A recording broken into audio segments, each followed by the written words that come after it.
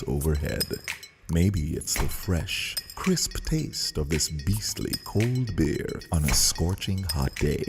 Maybe it's even the way it brings us all together. But one thing is for sure, Carib is very much a part of who we are wherever we're from in the Caribbean. Carib, it's the way we play. Drink responsibly. People make the world go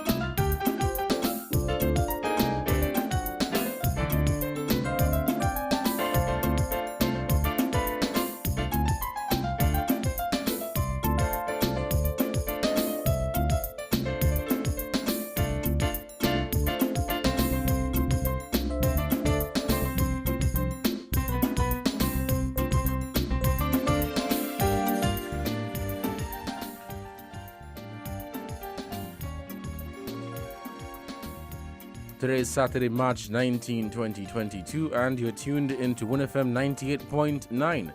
I'm your host for today's edition of Inside the News, Devon Cornelius. It's a beautiful Saturday here in Sugar City, St. Kitts and Queen City, Nevis. Thank you so much for joining us for today's edition of Inside the News.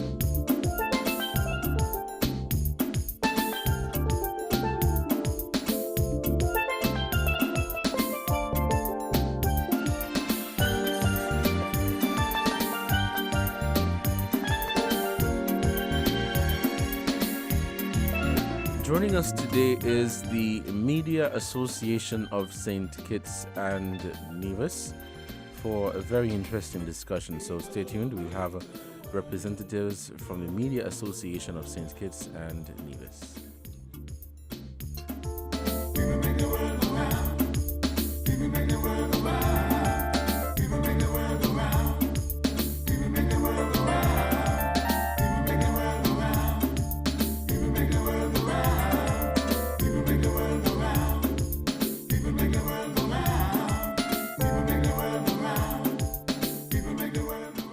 right. Thank you so much for joining us on today's edition of Inside the News right here on WINNFM 98.9.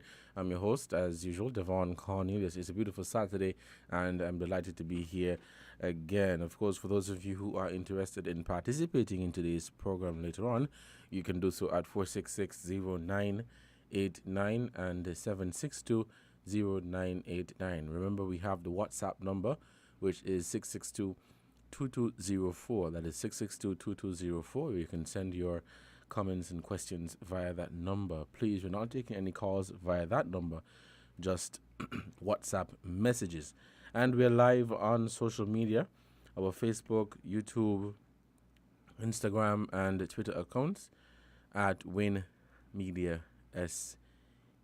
And of course, right here on 98.9. Today is Inside the News. And as I stated earlier, we have representatives of the Media Association of St. Kitts and Nevis, and we will be having a conversation with this association for the next 2 hours, and we hope that you will be listening attentively and lend your contribution to today's discussion. I think we have joining us via Zoom one of the representatives already, so we're going to begin shortly to hear from them, their contribution to today's program. Good morning. Can you hear me clearly? Hey, Devon. Yes, I can hear you. Okay, great. So we have here on the Zoom call Jermaine Abel, who is a representative of the Media Association of St. Kitts and Nevis. Jermaine, thank you so much for joining us today on Inside the News. And if you can, in a nutshell, tell us why you're here. For those of you who may not, for those of the listeners who may not know who you are, give them a little, biography. Just excuse if you hear me sniffing and coughing a bit. I'm a bit under the weather. Okay. But yes, everybody would know me from, attending press conferences and stuff. I've been around the media landscape for more than 12 years, thereabout.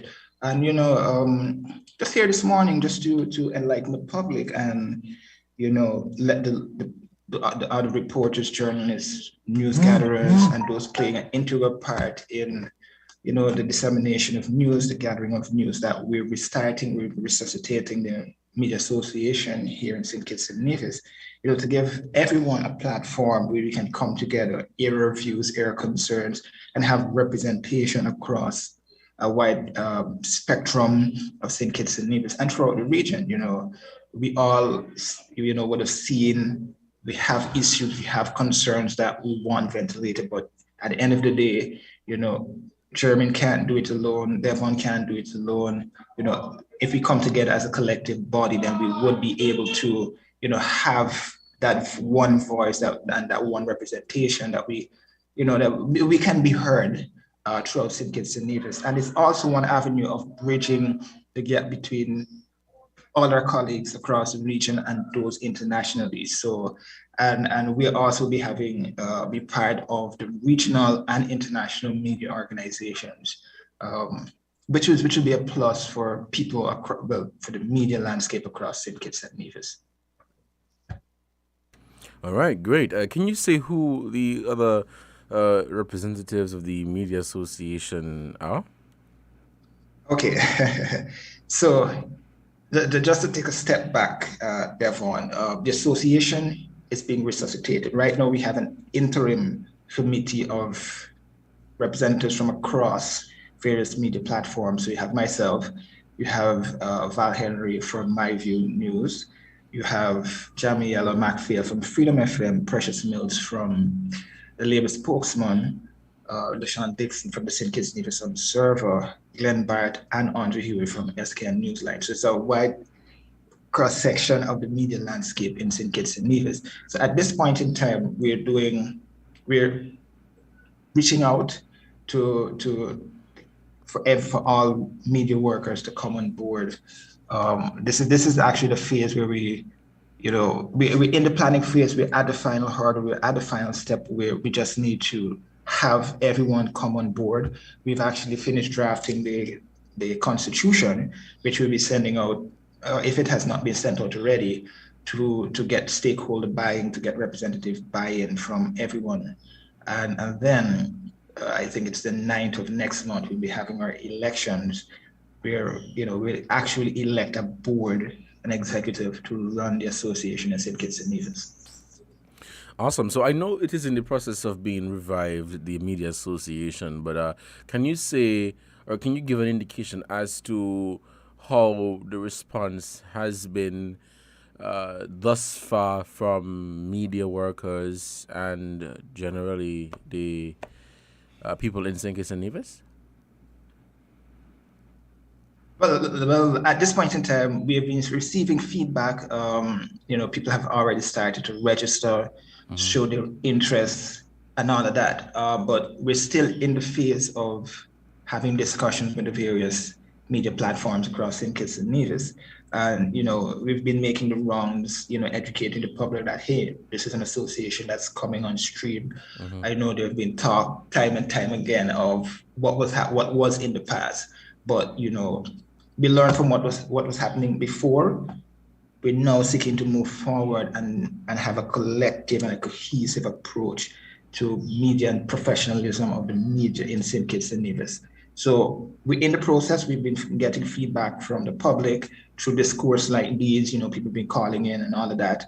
And we also have those who are interested in joining would have been reaching out to us across various means, whether it be they're registering or, they're calling to show their interest. Awesome. I'm delighted that an association such as this has or is in the process of being revived, resuscitated, because we know the many challenges that media workers, media professionals face from time to time. And we know that working in this field, I would say that there's so many loopholes in terms of the protection for people who work in the media industry.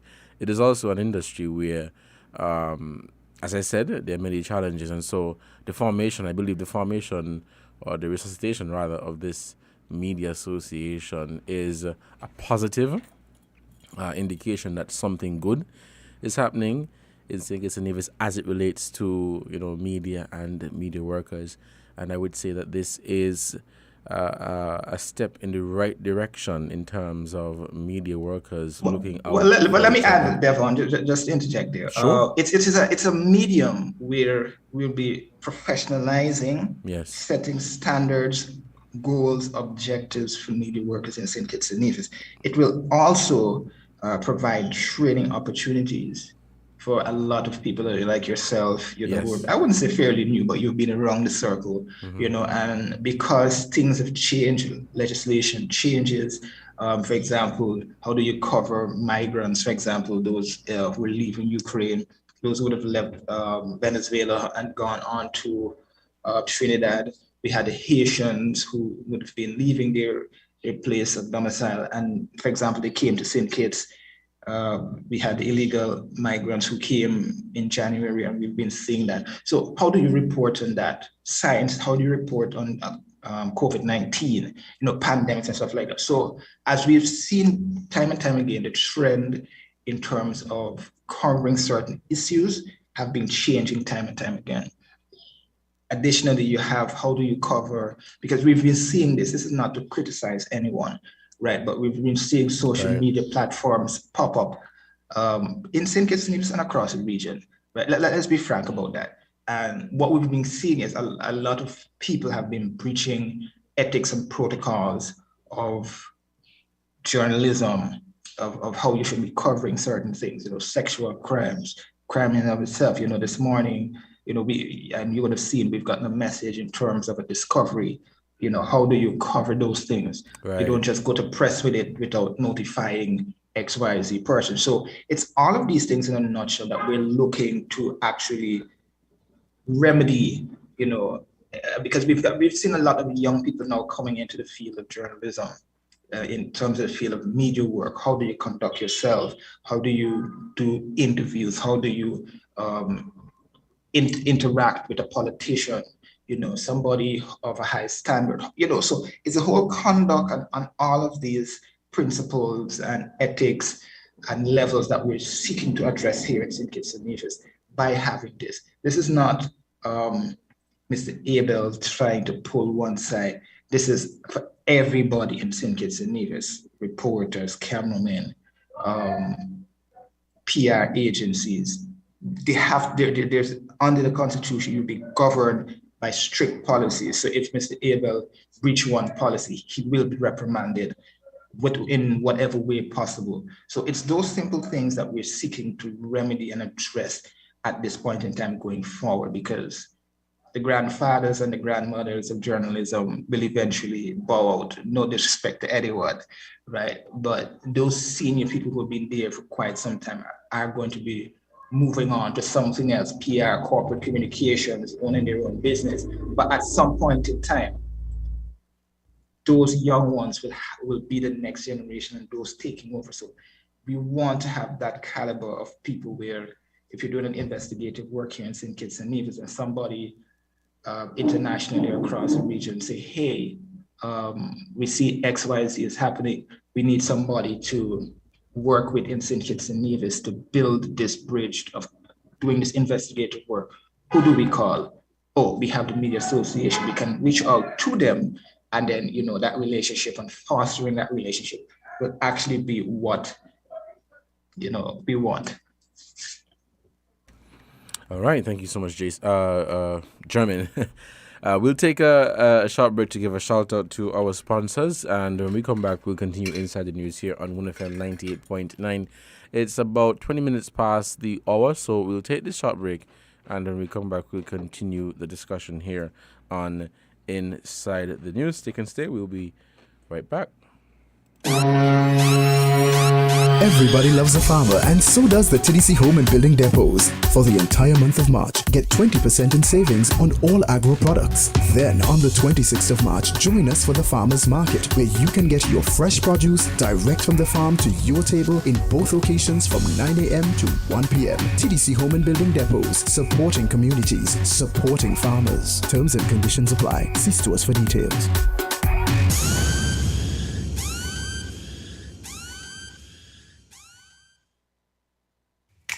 Maybe it's the way the brilliant gold liquid reflects our sunshine, or how the bright blue of its label mirrors the clear Caribbean skies overhead. Maybe it's the fresh, crisp taste of this beastly cold beer on a scorching hot day.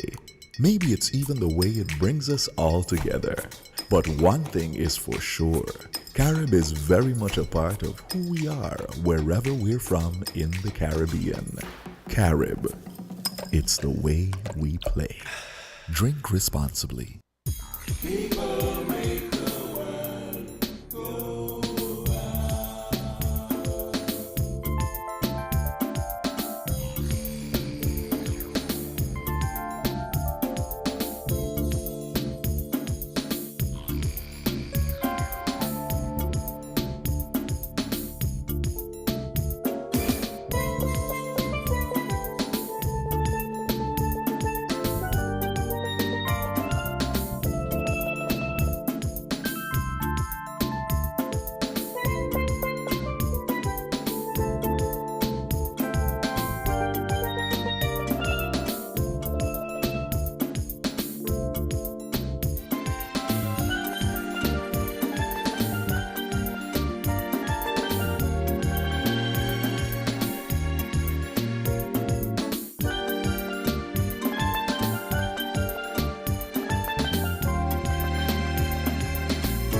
People make the world go round.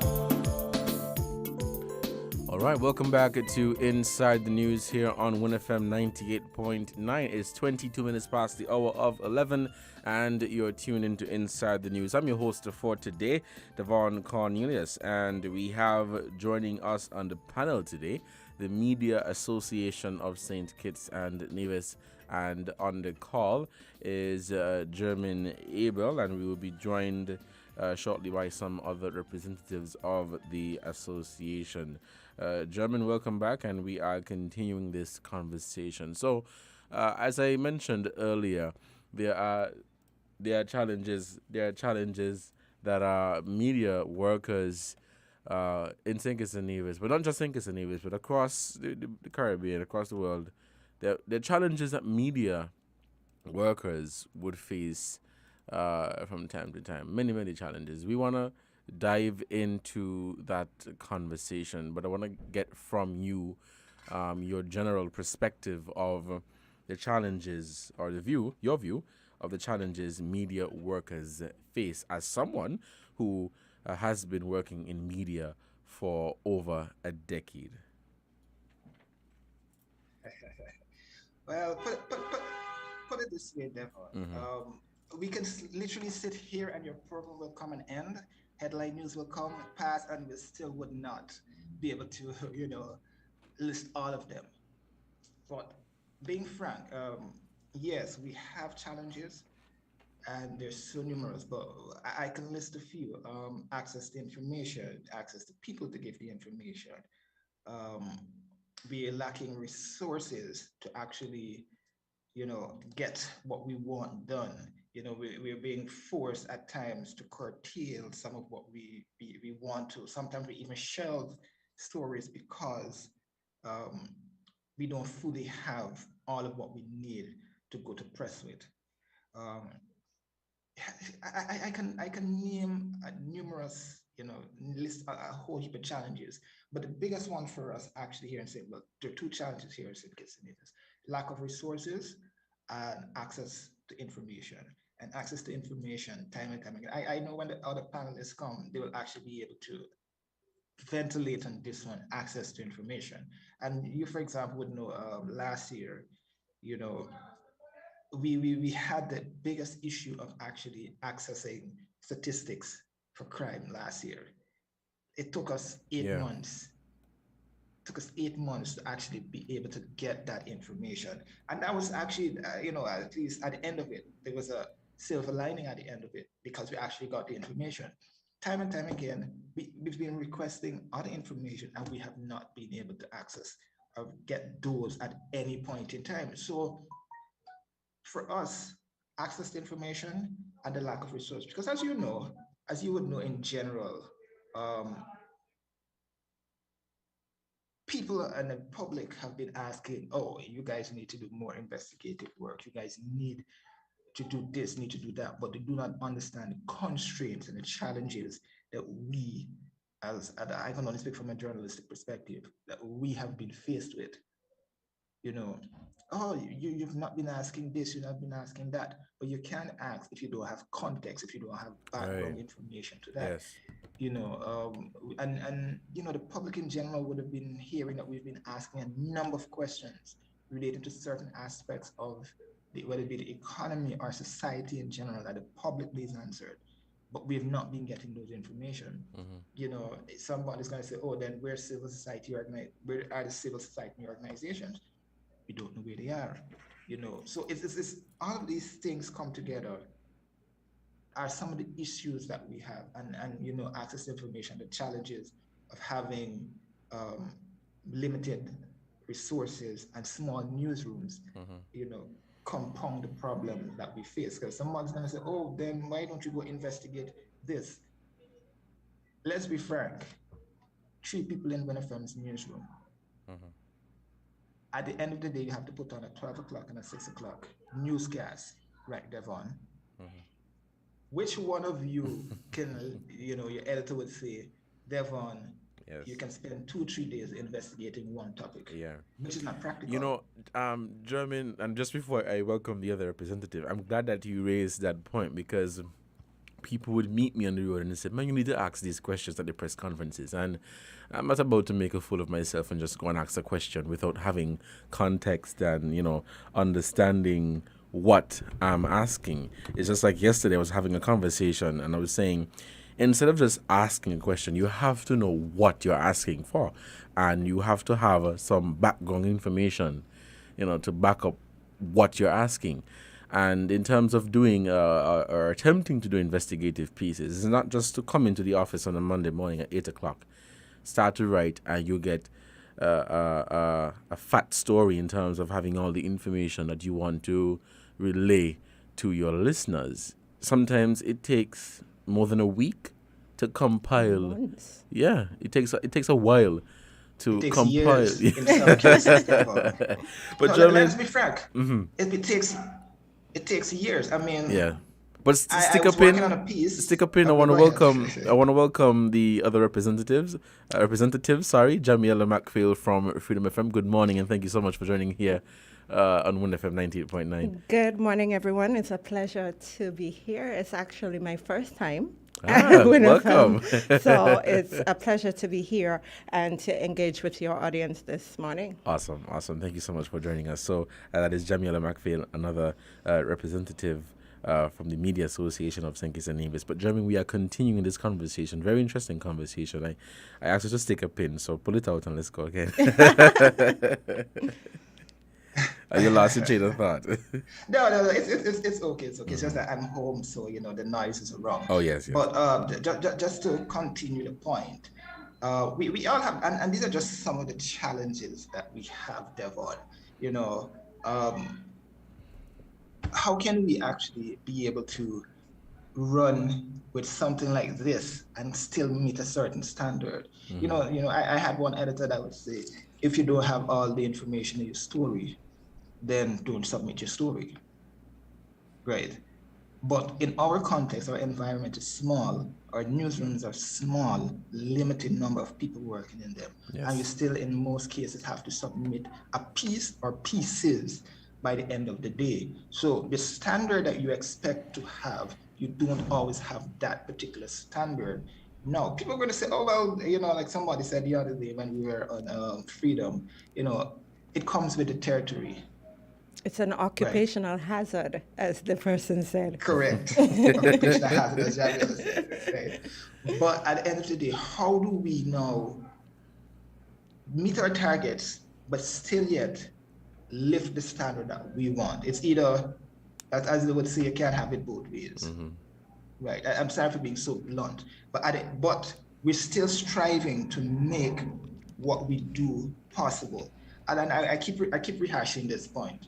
People don't understand. If you lift the veil and show people what goes on and what it takes to put on a newscast or write one story, right, they would get the context and understanding of what is actually transpiring in the background. I mean, I've had the experience of what you're doing in your seat, Devon, being able to put on a 12 o'clock and a 6 o'clock newscast. Sometimes you have to do it by yourself. Right? People don't understand that. So Jamiela, likewise, she has 2 newscasts to finish. What goes on behind her, and I think we have to let the public understand what it takes to write one story. Jamiola, what is your take on challenges that media workers face here in St. Kitts and Nevis? Well, listening to Jermaine, he really hit the nail on the head when he spoke to the fact that we don't have resources. That's a huge problem. I work alone for the most part. He also spoke to freedom of information. Now, you would know, I'm sure, that sometimes just to get a comment from somebody, it takes forever. You call, they don't want to speak to you. Then when they do speak to you, you have to encourage them, you have to beg them, you have to go through so many gymnastics, for lack of a better word, to get that story out there. But to kind of piggyback on what Jermaine was saying, I think that is why the association is so important, because it provides us with an avenue where, as journalists, we could collaborate with each other within St. Kitts and Nevis and collaborate with persons within the region as well. And that is so important because for me, working alone, I can't attend press conferences. I just can't be 2 places at once, right? So it's important when I could reach out to a colleague and say, well, can you ask this for me? Yes. Or can you find out about this for me? And we share the information. So I feel that is why we are really trying to push the Media Association so that we could have more buy-in, we could have more people coming on board, because at the end of the day, it benefits all of us. Yeah. Some may say that, we're trying to, because I've heard this conversation before, that or we're just making excuses. I don't think that's the case. It's for us to tell a true story of behind the scenes of a newsroom, behind the scenes of people who work in media. And as you just stated, and as German stated, these are indeed some of the challenges that we face from time to time. And it's just the reality. As one caller said, you made your bed, this is what you chose, and that kind of thing. We're not, I don't think that we are complaining. No. But I think we are highlighting the fact that it's not as easy. People say, Jamie, the girl who reads the news at Freedom. If it was only that simple. If I just had to come in and just read the news, it would be perfect. Yeah. But in reality, you have to put the story together. Yeah. You have to read it, you have to produce it, there's so much that goes into that. Yeah. And people don't really get the impression of the background work. And I think it's important for the general public to know, listen, we are doing that background work. Yes, we have challenges. Yes, we may not be able to bring the story to you when you feel like we should, because we also have to do due diligence. We have to check. We have to back check. We have to do a lot of work before we can bring it to you. But we are doing that work to bring the stories that you are interested in to you. Jamin, what do you think, and yourself, Jamiel, what do you think can be done in terms of the challenge we face with freedom of information? Because there are many people who feel that the information is just there waiting for us. And if that was the case, I think we would have had it by now. But the general public is of the view that you can just open your phone, go on the website, and find the information. Or you can just call somebody and ask them some specific details about a program in St. Kitts and Nevis, when in reality that is far from the truth. Because you have a climate where people guard information with their life, where people feel as if talking to the media is a sin, for lack of a better word. But Jamin, what do you think we can do to fix this issue of freedom of information? It's twofold for me.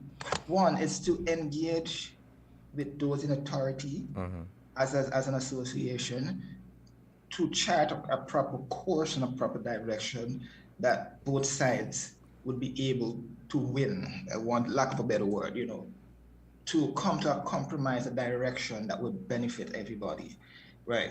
Because as you would have seen in Trinidad and Tobago, I don't know if you guys would have seen that, but they had an issue, I think, in the middle of last year, surrounding a similar piece of legislation, freedom of information, sort of legislation that was being passed by the Rowley administration. But at the end of the day, after engaging and, the media highlighted the issue, a particular issue with some aspect of it, they went and they had a discourse with them. And, they're trying to make changes. The point is, we have to be able to engage with those in authority when legislations are being crafted. So instead of them saying, okay, I'm going to reach out to German today to find out, German, do you have an issue with this? Okay, no. I'm going to reach out to Devon. Devon, do you have an issue with this? I'm going to reach out to Jamiel at Freedom. Jamiel, do you have an issue with this? No. You're having a one body that will be engaged with those in authority to say, okay, we have issues with this particular language within the legislation. So we would prefer you to either change it or take it out altogether. The second issue on this topic is to educate the public itself on whatever it is that is being passed, especially when it comes to freedom of information. Now, somebody might say, oh, why is it that you need to find out Devon as Prime Minister? Why do you need to find out Devon's assets? You're just playing politics. Why don't you want to ask Jamiel as the opposition leader about her own? It's not about that. We can only report and provide balance information when we have access to that particular information. Yes. A typical example, I can't come and ask Devon this year, Devon, you disclosed $10 million, that your house value at $10 million, when I don't know what it was like last year. I don't know what it was like in 2020. So it's you building the context to get all of that. Next thing you see, I see Devon driving a big Ferrari, but last year Devon, you're riding a bicycle. And on Devon's salary, Devon could only afford to catch bus. So you understand that sort of context, and educating the public on that is what is key in this. So as an association, we're seeking to build this bridge where we would be the representing voice for those in the media realm.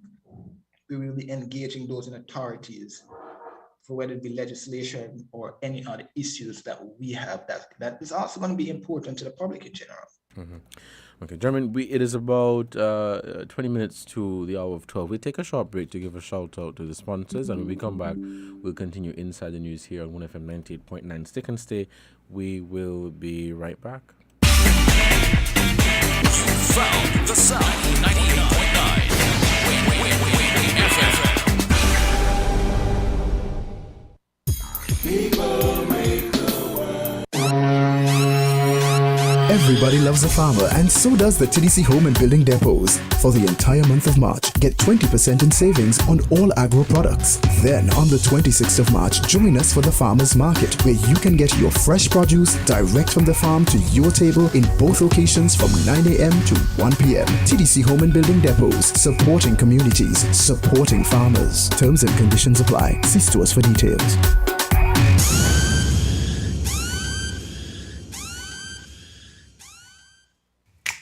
Maybe it's the way the brilliant gold liquid reflects our sunshine, or how the bright blue of its label mirrors the clear Caribbean skies overhead. Maybe it's the fresh, crisp taste of this beastly cold beer on a scorching hot day. Maybe it's even the way it brings us all together. But one thing is for sure, Carib is very much a part of who we are wherever we're from in the Caribbean. Carib. It's the way we play. Drink responsibly. People make the world go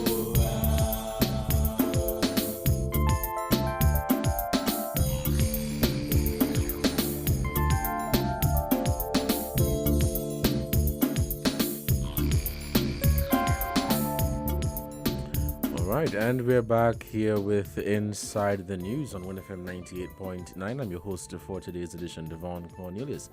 It is 11:41 here in the studios of 1FM 98.9, and on the panel today is members of the Media Association, or representatives rather, of the Media Association of St. Kitts and Nevis. We have here in the studio Jamiela Macfield of Freedom FM and from My View News. Oh my gosh, I'm losing the name. From My View News, and we have on the line German Abel. German, thank you so much for joining us. Jamiela, thank you so much for joining us, as well as the other persons on the panel. So we're heading back into the conversation, and we just had another representative joined us, and we'll ask him to introduce himself the short time that we have, and we'll continue the conversation here on 1FM 98.9. Good morning, and thank you so much for joining us, Mr. Henry. Thank you very much, Val Henry from mynews.com. It's Saturday morning, so I forgive people on Saturdays. It just came back to me. I lost it completely.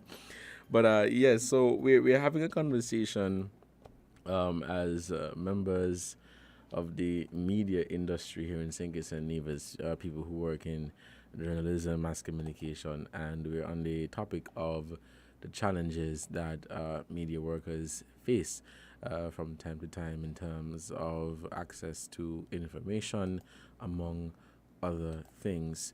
What is your general view of the media landscape in St. Kitts and Nevis, and some of the challenges that people who work in media face? Well, the first thing is the matter that was just being discussed in terms of freedom of information. It is a job of not only governments but private sector entities and individuals to keep information that could bring harm to their reputation as far away as possible from the media and the public. That's their goal. And that's why laws are necessary to deal with that, and that's why professionalism is necessary in terms of the media to try to circumvent those difficulties. Even when laws are passed for freedom of information, the information is still not free because they redact some of the information. So sometimes you get the information in theory, and you have a paper that contains 1,000 words, and only maybe 25 you can actually read because the rest of it has been redacted. So that's why I say it is an effort to a large extent of governments throughout the world, private sector and individuals, to keep information away from people for whatever reason or purpose they may have. So it is the job of the media in this case to try as best as possible to find different means to get the information. Now, here's a situation that would happen. Sometimes we may feel that the only source for information is from the manager or the CEO. And when the media would use an opportunity to use other resources to get the information, they would ask, well, how could you put that out? Because we did not issue a press release. Well, a newsflash, that is not necessary. And I have some real life examples that I could cite in that regard right here in St. Kitts. There was a telecom entity, for instance, that had already made a decision to increase rates, but had not told the St. Kitts Nevis population. But we got wind of it from a colleague in another Caribbean country who had evidence that their country had now received the increase in rates, and our country, St. Kitts Nevis, was about to have the same done. So we were able to break the story. And the local entity wanted to know, well, who gave you the information? We have not said anything yet, so how could you release the information? Newsflash for them, one doesn't always have to wait on them. And the more you squeeze information, the more you are scarce with the information, you only force the media to find other means that would get the raw information and display it in a way that perhaps might be more damaging to you. So the better relationship you have with the media, the better. Now, on the second part of the question, the state of the media in St. Kitts and Nevis, could I just make a statement, perhaps to cast out some of the thoughts that people in the public may have and governments too? The media is not a community service. The media is a business. WINNFM has to make money to pay your salary and pay its electricity and pay its license fee. It's a business. Just like how TDC is a business, so is the media a business. Our product, unlike TDC who may rent a car or sell blocks, our product is news and current affairs. So when some people feel that the media shouldn't do certain things or should do certain things, keep in mind it's a business like every other business. And there are demands that are placed at the doorstep of the media that are unreasonable. I've had people in the business sector who would say, why doesn't the media do this and that? Well, you know, part of the reason, my friend, you don't advertise with them so that they can make enough money to hire the right amount of staff to do what it is you're demanding of them. You know, I could say, well, why this bakery doesn't bake more bread and open longer? Because they don't have the staff, they don't have the money to pay for it, they don't have the money to pay for electricity. It's the same thing with the media. Advertise with the media. Give the media business so that they can generate enough money to hire the right number of staff, the right qualified and competent staff to do what it is you're demanding. We're not a community service. We're a business. So the state of the media has a lot of unreasonable demands placed on it by people in the public. The last point I think Jamie was making, it was about investigation. Do you know that some stories take 6 months to write because of investigation? So people say, why don't you become investigative in nature in terms of the media? Because if I take Jamie, who is a one person newsroom to go work on a story for 6 months, it means for 6 months there'll be no news. And newsflash again to the public, the average size of a newsroom in St. Kitts is 3, Yeah. and that's high. Some are 1, some are 0. So you're expecting unreasonableness. If you advertise with them, they'll be able to increase their staff. They'll be able to deploy more people to get the stories that you're demanding. So for me, that's in a nutshell the state of the media. Thank you so much for sharing that, Mr. Henry. We have about 12 minutes left before we wrap up, but we want to continue this conversation. German, you've been quiet. Are you still on the call? I'm still here.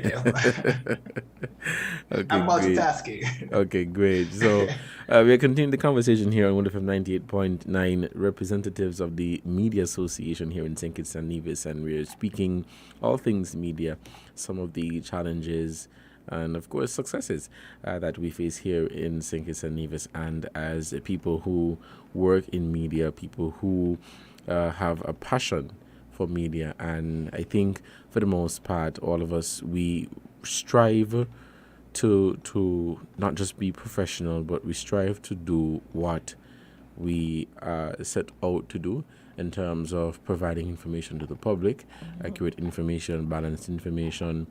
And as Val said earlier, it's not a community service. Some people are of the view that, well, you just show up to work on a Monday and you just read a news item and that's it. It's a business. And the people who work for media associations or media houses, we have responsibilities, we have families that we have to look after, we have our lives that we have to look after just like everybody else. And so you touched on something very important, that there are certain demands that are made of media workers, and very unreasonable demands. As I stated earlier, people would meet you on the street and ask you, why don't you ask this question? Why don't you pursue this story? Not that you are shying away from pursuing that story, but the repercussions and the challenges that you would have to face in terms of touching a particular story and relaying that information to the public. It is challenging. It is challenging. And again, it is not shying away from it, but we have here in St. Kitts and Nevis people who work in the media industry who really make a long-lasting impact, people who go above and beyond. And I'm glad that you stated that, the average size of a newsroom is between 1 and 3, sometimes 4 if you're lucky. But so much is expected of you, but in terms of what you have to produce what your listeners, your viewers are looking for, it's difficult. But I think for the most part we have been surviving under the circumstances, and we have been doing our part, to keep media alive and well in St. Kitts and Nevis. Jamila, your take? Well, you mentioned that we have been surviving. We don't have any choice but to survive, right? This is the job that we have chosen, Yes. as the gentleman said.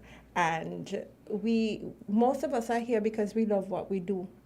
We love this service that we provide, and we think it's important. There are times where, you're tired and you feel like tomorrow, but you know that this has to be done. Yes. So you do it regardless. In terms of repercussions, the repercussions are real. Yeah.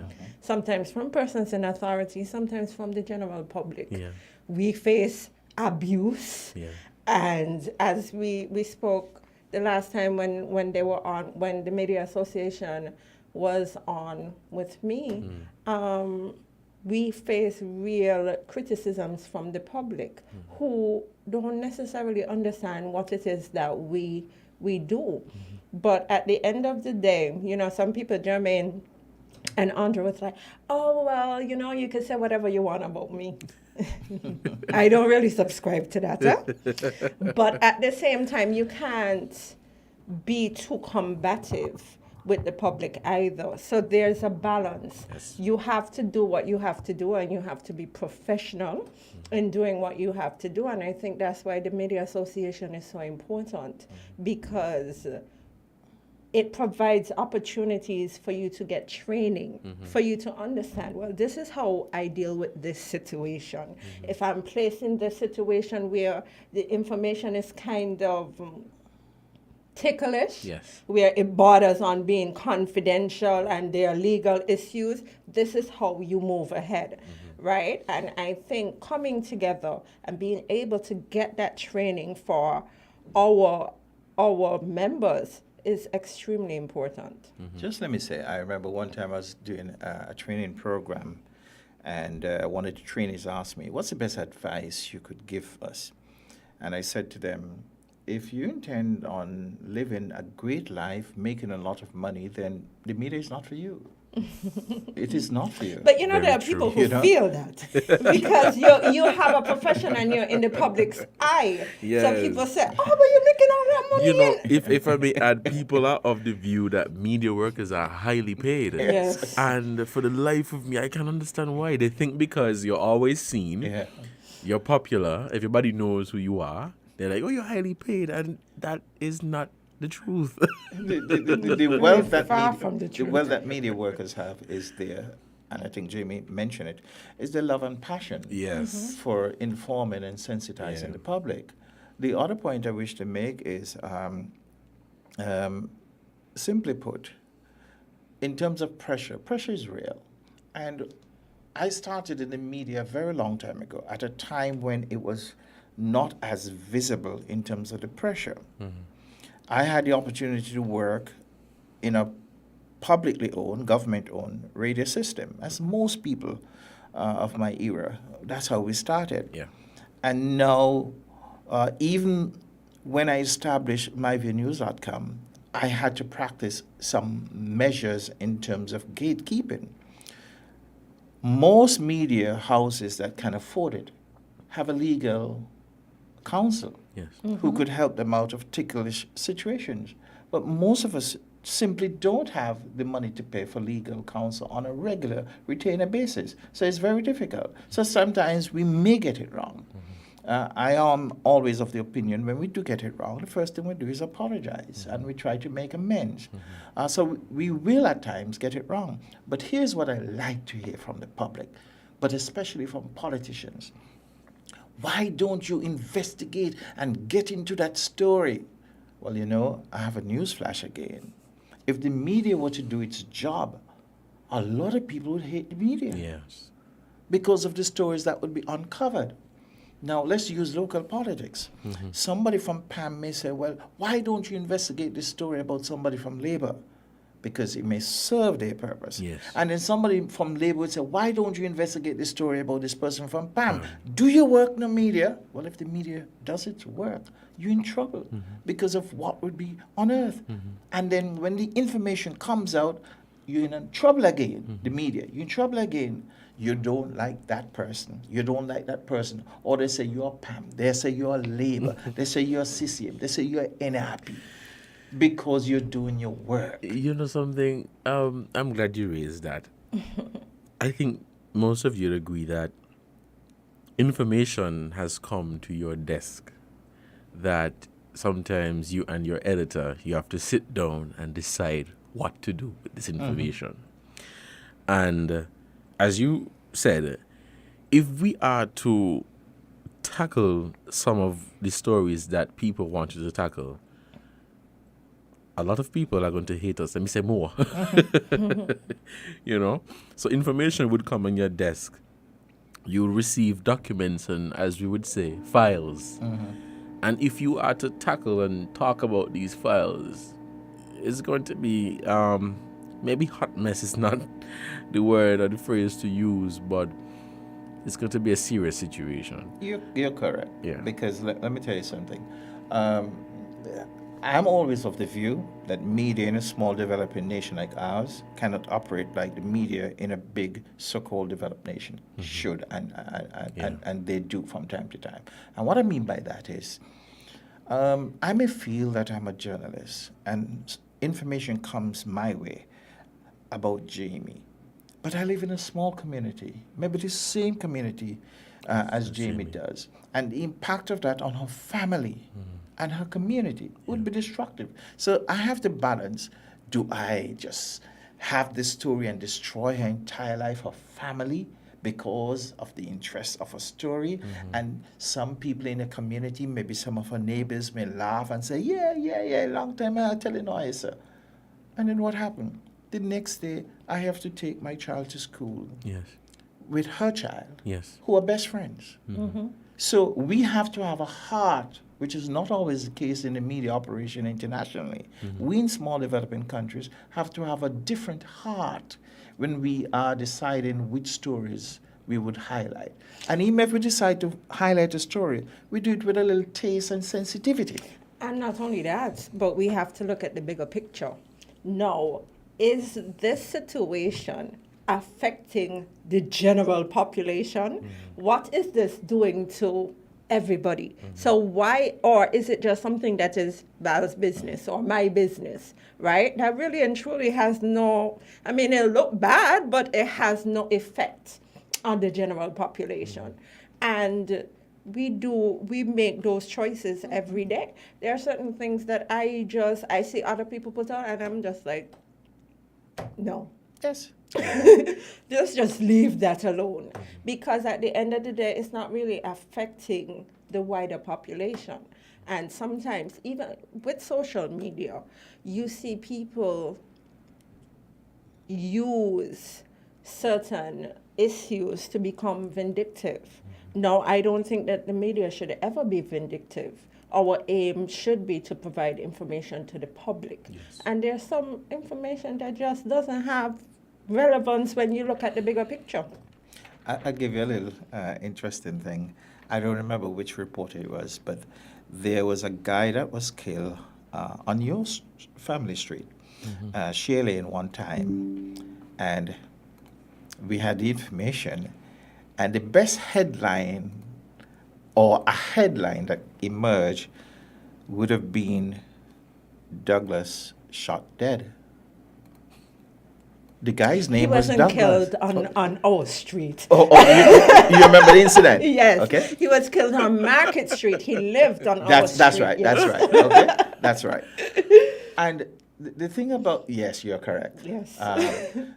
There by the funeral home area. Yes. Yes. Coming back to me now. And one said, no, we can't do that. You crazy. People are not going to think it is him. They're going to think it's the other person. Yes. Yes. So no, it would have been accurate. It would have been exciting and so. But one had to factor that the other Douglas has family who would have been, distraught. So no, you can't go down that route. You have to take a different line.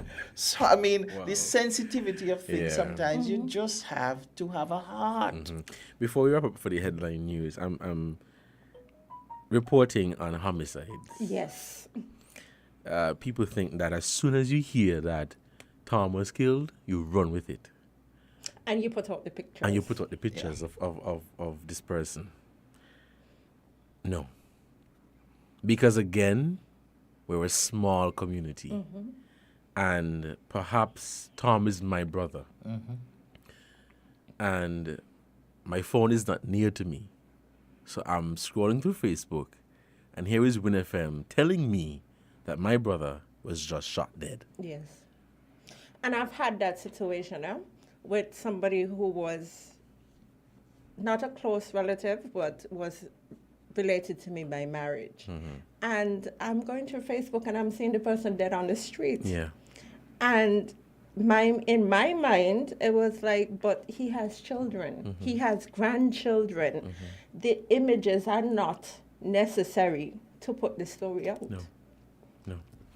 Guys, we're out of time. We're going to have to take a break for the headline news, and we'll be back very shortly to continue this conversation. Very interesting conversation that we're having here on Inside the News with representatives of the Media Association of St. Kitts and Nevis. We'll take this short break, and when we come back, we'll continue the conversation right here on WIN FM 98.9. Let's take this break. We'll be right back.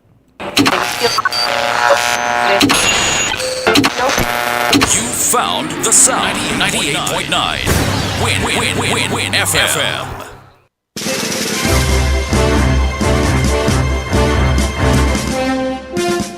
We now bring you the headline news. The headline news is brought to you by Caribbean Alliance, The Grange, KDP Enterprises, Carib Brewery, and National Bank.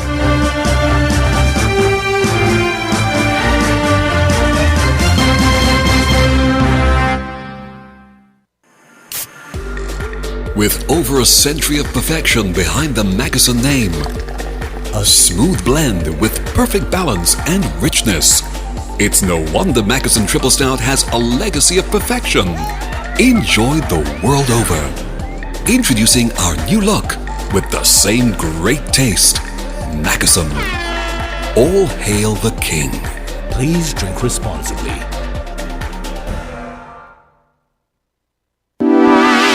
Shipping your cargo shouldn't be a hassle. It can be as easy as a single call to Amerijet International, your worldwide cargo transportation solution.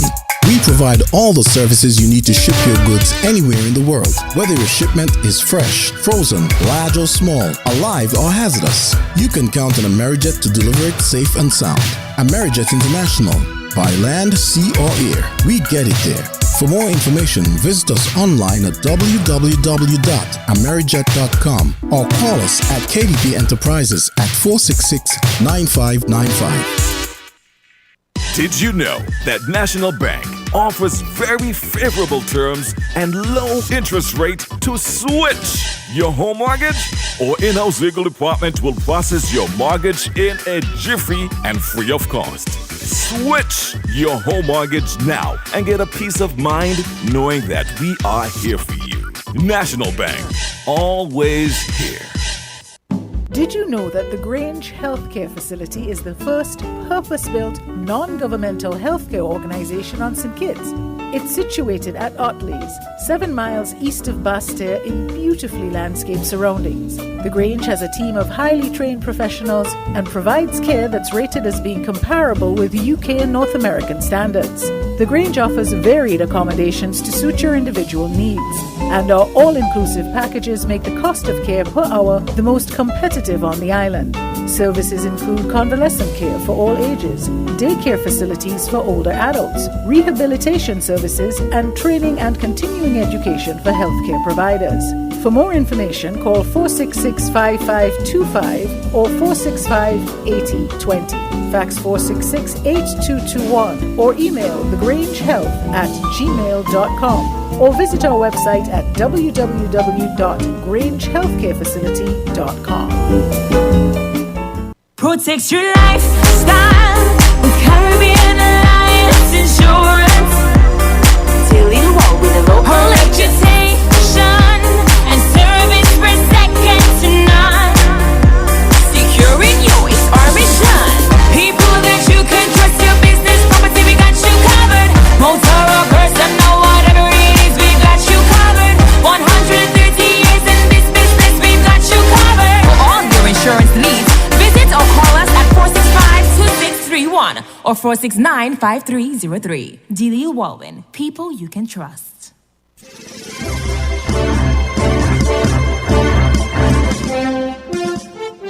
With the Win Headline News, I am Kevon Brown. Making the headlines, fire at Joshua Obadiah Williams Primary School leaves classrooms charred. Missing man's body found at Beaumont Park, Deert Bay. Trinidad and Tobago's cabinet gets surprise reshuffling. Internationally, Russians are only just starting to see the effect the war is having on their economy as sanctions and international isolation begin to bite. Now, the details.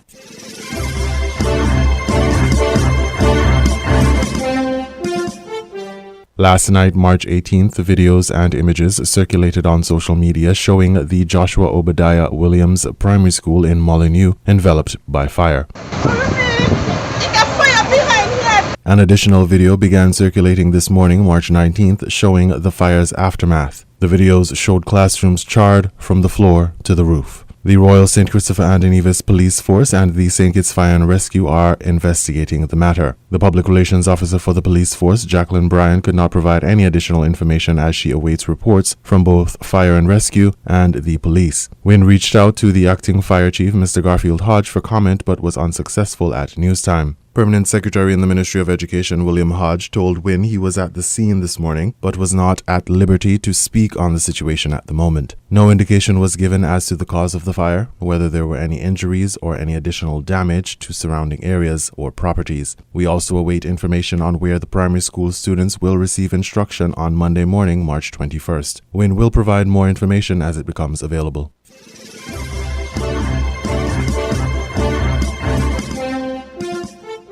Reports reaching our news desk indicate that a body identified as Mario Riley was found at Beaumont Park, Deat Bay yesterday, March 18th. Riley, a resident of Tabernacle, had been missing for 2 weeks. A source close to WIN indicated that the authorities have already identified a person of interest in Riley's disappearance. According to the missing persons notice disseminated by the Royal St. Christopher and Nevis Police Force, the 40-year-old was last seen on March 3rd and was reported missing on March 6th. Additional reports suggest that he was last seen in Connery, according to his sister Desiree Powell Pemberton. Riley was the son of the late Reginald Thomas, also known as Calypso Reggie. Investigations into the matter are ongoing, and WIN will provide more as information becomes available.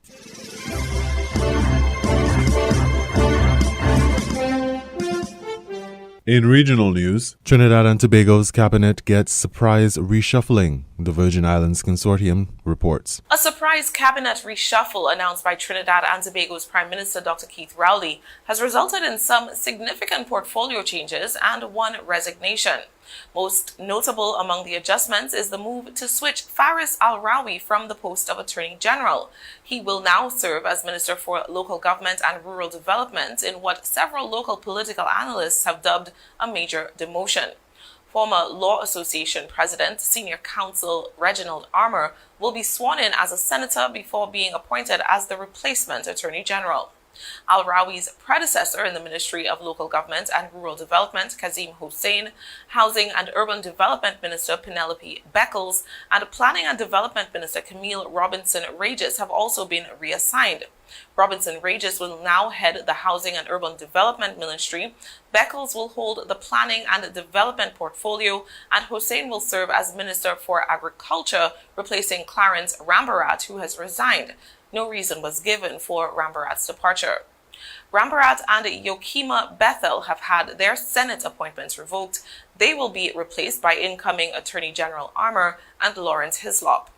The Prime Minister has also advised that Deputy President of the Senate, Nigel de Freitas, will be appointed Minister for Agriculture, Lands and Fisheries with responsibility for lands.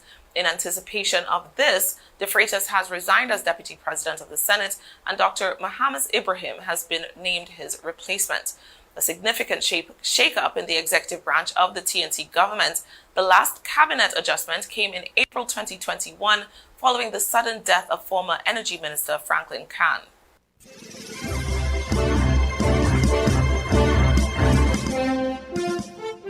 We now bring you these international reports. Every kopeck counts as Russians begin to feel the effect of sanctions on their economy. $1 bought 75 rubles before the war, now it buys 100. That means higher prices for imported goods such as the fruit and veg in this market. Sweets used to cost 70 rubles, now they cost 100, and chicken also. We don't live a luxury life, but the prices went up notably. The price of sugar went up significantly, more than 10 rubles. I ran out of salt and sugar, and I couldn't find them. Now today they appeared. My pension would be enough. It is not so little, but I spend almost half of it on medicines, so very little remains. Everything is more expensive. Sorry fish used to be 120 rubles, now it's 480. Last time we bought buckwheat, almost 200. Very expensive. It's hard for us. We want to eat. Russian President Vladimir Putin has acknowledged that sanctions mean the economy will need what he calls deep structural changes. They won't be easy, he said. Before the war in Ukraine, inflation here was already over 9%, the highest it's been in 7 years. That could now double. And interest rates are at 20%. all of this putting a real squeeze on Russian incomes.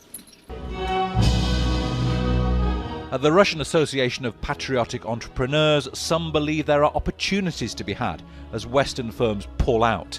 Though first, there are practical challenges to work around.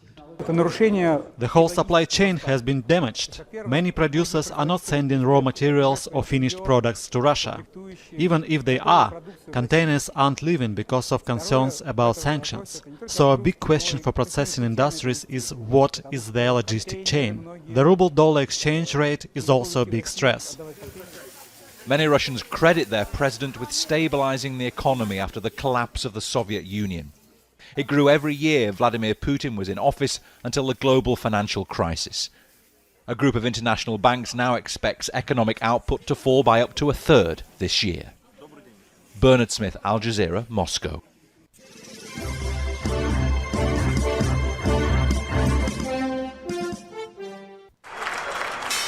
U.S. stocks notched their best week for the market in more than a year on Friday, after some volatile trading following talks between U.S. President Joe Biden and Chinese President Xi Jinping about the conflict in Ukraine. All three major indexes finished higher, with the Dow up 0.8% and the S&P 500 up more than 1%, while recently battered tech stocks boosted the Nasdaq to close 2% higher. Robert Cantwell, a portfolio manager and founder of Up Holdings, said no big surprises out of the talks between the leaders of the world's two biggest economies put investors' minds at ease. Russia's steadily losing the war that it started. China today remains uncommitted in the conflict. That's probably the biggest news that came out this morning between Biden and Xi Jinping. And I'd say investors, for the most part, have been very positively surprised by how little Russia matters, how poorly the war is going, and how China remains independent. And I think today you've seen a lot of that action, and that's been driving a lot of the action you've seen in the stock market, frankly, for the last 72 hours. Big tech led Friday's rally, with Apple, Amazon, and Meta platforms posting gains along with the rest of the tech sector, which contributed to more than half of the S&P 500's advance. Tesla finished up almost 4% after it said it had resumed production at its Shanghai factory after a 2-day suspension. But shares of FedEx fell nearly 4% after the delivery company posted weaker than expected quarterly earnings, saying its bottom line was hit by worker shortages.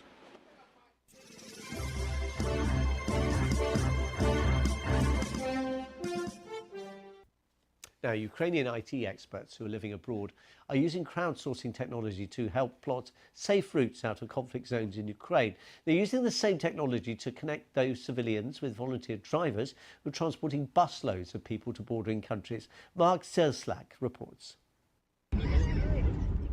This bus is filled with Ukrainian women and children fleeing the horrors of war at home, heading towards safety in another country. It's a journey that's been made possible by dozens of volunteers thousands of miles away. I'm organizing the evacuation of kids with cancer from Ukraine to Poland and then to Germany to a hospital. A Ukrainian software developer living in Los Angeles, Arthur Kulian was one of the people who answered the call to help made by his country's digital minister and its government. He's used his skills gained in the tech industry to create a group called Ukraine Now.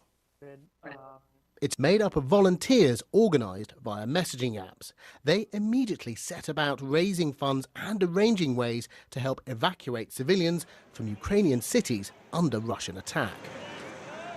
I've been building tech startups for the last decade. I'm an engineer myself. I have a degree in systems of artificial intelligence. There is limited capacity to what's left of UN and Red Cross, and there is no one else to help. It's all civilians, evacuating civilians, and we're crowdsourcing and providing the infrastructure to support for these operations. I have the bus, I have the place for them to stay after they cross the border. It's an international effort. Civilians in Ukraine make requests for help online. These are picked up by the team in the US. They have a list of drivers and have purchased or rented buses using money they've raised. A dispatcher in the US puts the evacuating civilians in contact with those drivers, who arranges pickup. We can't go into too much detail about the methods used in order to protect the organisation from cyber and real-world attack. Salam Al-Din is an experienced aid worker. He's recently returned from evacuating people from Afghanistan. He's helping on the ground. I spoke to him as he journeyed away from the city of Mykolaiv with a bus full of women, children and men over 60 travelling to safety by crossing the border into Moldova. It's a very risky journey. As you know, we are driving to the border and anything can happen. We heard today bombings when we were in the big city. It's just insane here. Finding a safe route isn't easy, so a number of different volunteers on the ground send information and data about safer roads to the US team. They gather all of this information together to create what they think will be the safest route possible. This information is then relayed to the drivers. They're essentially crowdsourcing safe passage out of a war zone. For now, we're definitely moving closer to the western part of Ukraine to minimize the danger, but even that is not safe. The bus that we just evacuated 2 days ago went through the route that was bombed just, 10 hours after. Lots of the passengers on this bus have been sheltering in basements for days, and all have left somebody behind. Unfortunately, my parents, they stay at home, and I'm traveling alone. We are frightened. We are always afraid about that it can happen, and we are going to be without food. We are going to be bombed. Eventually, the bus approaches the Moldovan border and safety. We are at the border, and there is 3 buses outside. So you're in the border with you've crossed over into Moldova now? As the situation in Ukraine intensifies, travelling like this will become increasingly dangerous. How long do you think that you'll be able to continue making journeys like this one? I don't know. We're not going to stop before this war is going to stop and people can go back to their homes and be safe. Until that, we need to show our solidarity and do everything we can to save people. Mark Chislak, BBC News.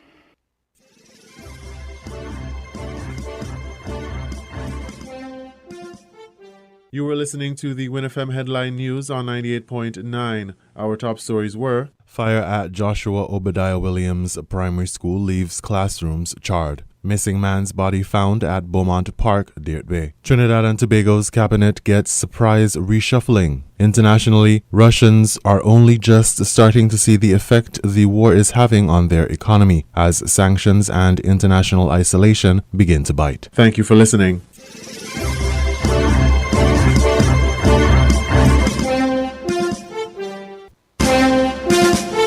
That was the WINNFM Headline News. The Headline News is brought to you by Caribbean Alliance, The Grange, KDP Enterprises, Carib Brewery, and National Bank.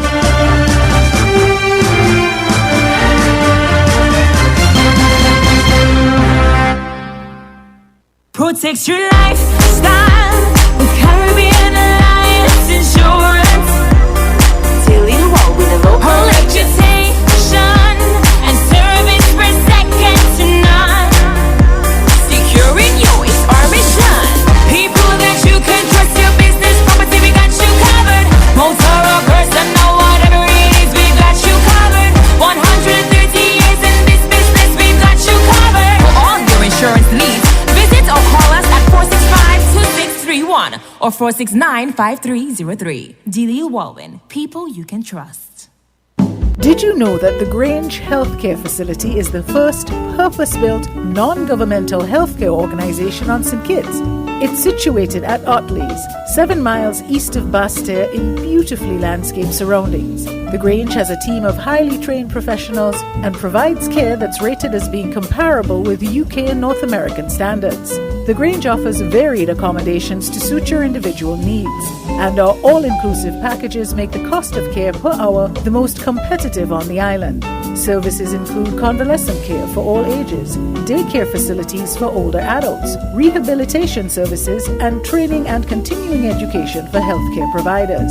For more information, call 466-5525 or 465-8020. Fax 466-8221 or email thegrangehealth@gmail.com or visit our website at www.grangehealthcarefacility.com.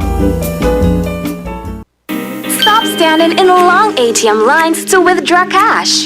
Use your national debit or black cards to complete a wide variety of transactions at supermarkets, variety stores, gas stations, pharmacies, and more. Shop online at the most popular websites and stores for quality brands using your national debit or black cards. And take back your time to enjoy all the things that you love to do. Remember, instead of waiting in long ATM lines to withdraw cash, use your national bank cards today. National Bank, always here. Shipping your cargo shouldn't be a hassle. It can be as easy as a single call to Amerijet International, your worldwide cargo transportation solution. We provide all the services you need to ship your goods anywhere in the world, whether your shipment is fresh, frozen, large or small, alive or hazardous. You can count on Amerijet to deliver it safe and sound. Amerijet International, by land, sea or air, we get it there. For more information, visit us online at www.amerijet.com or call us at KDP Enterprises at 466-9595. Maybe it's the way the brilliant gold liquid reflects our sunshine, or how the bright blue of its label mirrors the clear Caribbean skies overhead. Maybe it's the fresh, crisp taste of this beastly cold beer on a scorching hot day. Maybe it's even the way it brings us all together. But one thing is for sure, Carib is very much a part of who we are wherever we're from in the Caribbean. Carib. It's the way we play. Drink responsibly. WINN is 98.9. 98.9 is Win FM. People make the world go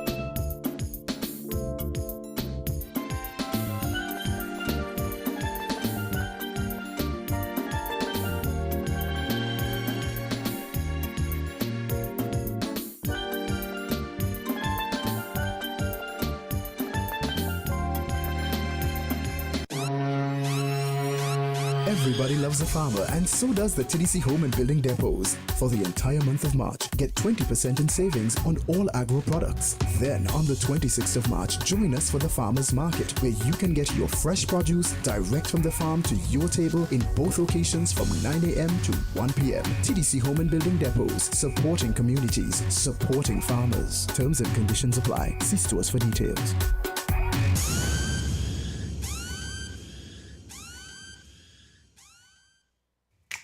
Maybe it's the way the brilliant gold liquid reflects our sunshine, or how the bright blue of its label mirrors the clear Caribbean skies overhead. Maybe it's the fresh, crisp taste of this beastly cold beer on a scorching hot day. Maybe it's even the way it brings us all together. But one thing is for sure, Carib is very much a part of who we are wherever we're from in the Caribbean. Carib. It's the way we play. Drink responsibly. People make the world go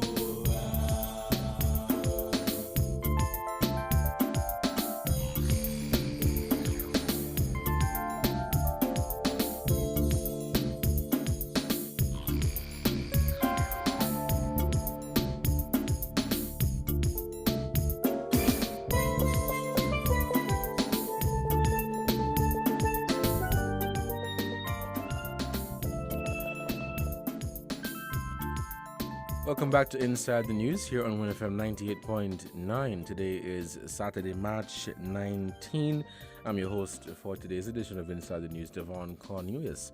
Today we have on the panel members or representatives of the Media Association of St. Kitts and Nevis, and we're heading into the second hour of today's edition of Inside the News. We will open the phone lines later to take some calls from our listening audience, and you can call us at 466-0989 or 762-0989. Of course, we have our WhatsApp number, which is 662-2204, where you can send your contributions.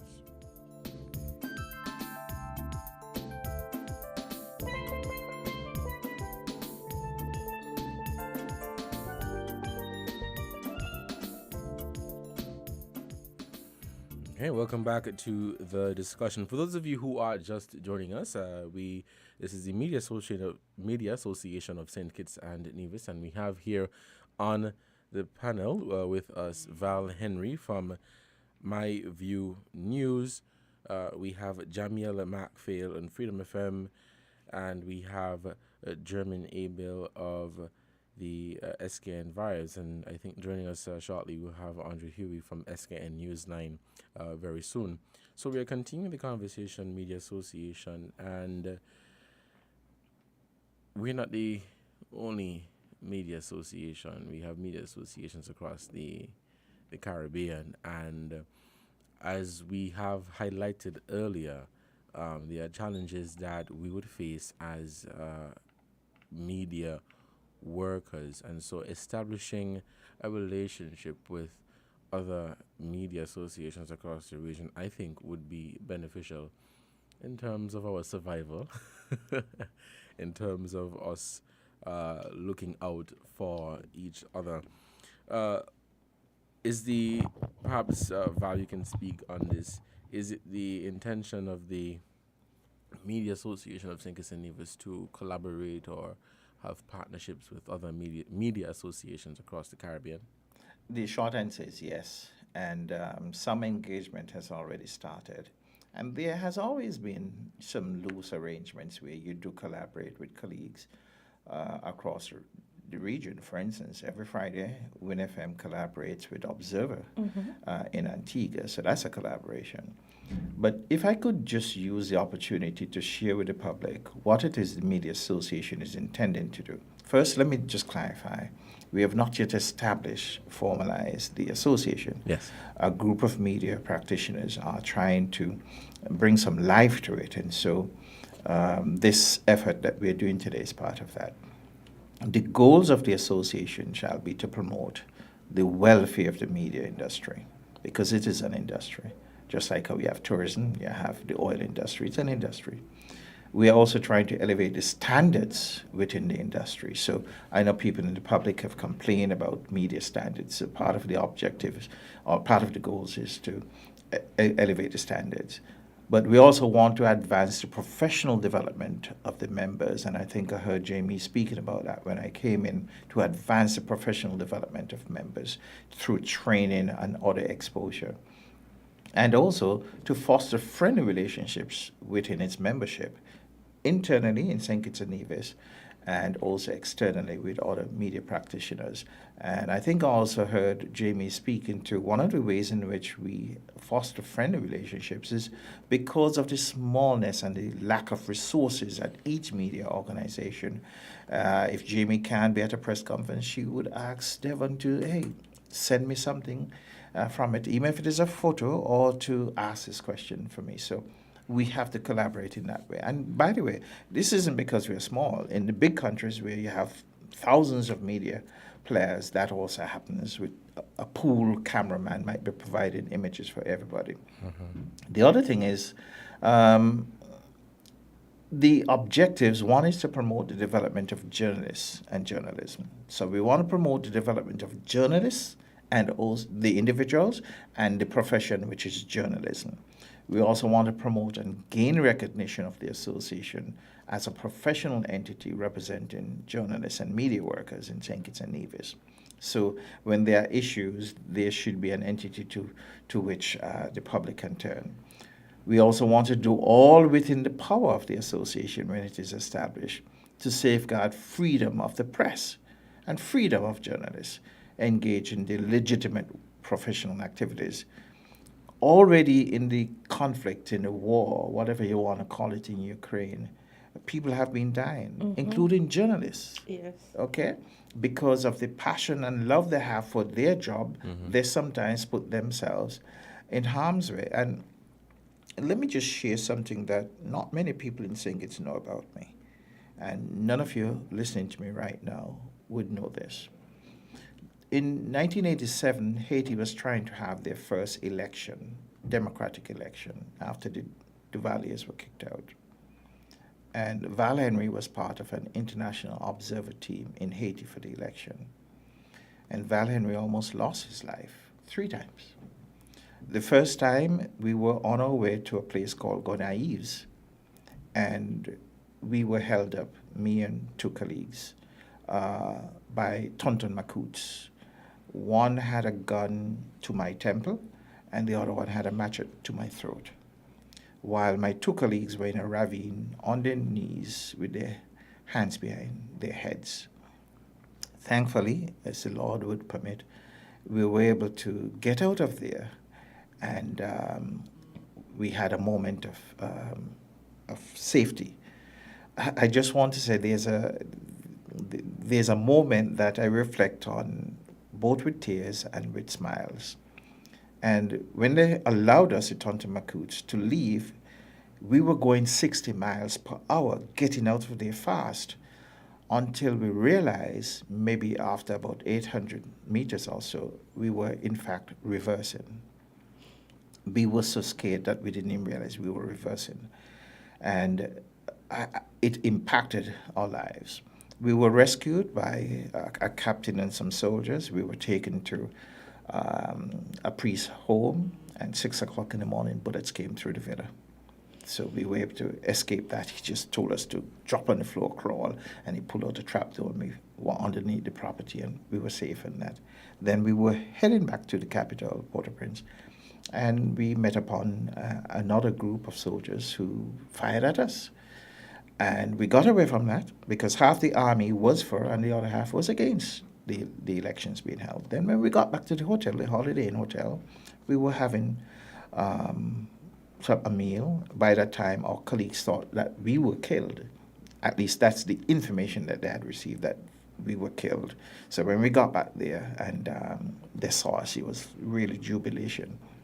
But while we were there, bullets came through the restaurant. Everybody dropped on the floor, on the tables, behind walls, except 2 white gentlemen who we later found out were working with the Central Intelligence Agency of the United States. And a group of us decided we were not going to spend the night in our own rooms. We gathered together in one room. Nobody slept on the bed. We slept on the floor, away from windows. I've related that story. Even though I told it to Roydon Benjamin that I said back then when I came back from Haiti. But not many people know. It's not something I talk about often. And now talking about it, some may remember. But the point I'm making is that sometimes journalists put themselves in harm's way so that they can bring stories and reality to the public at large.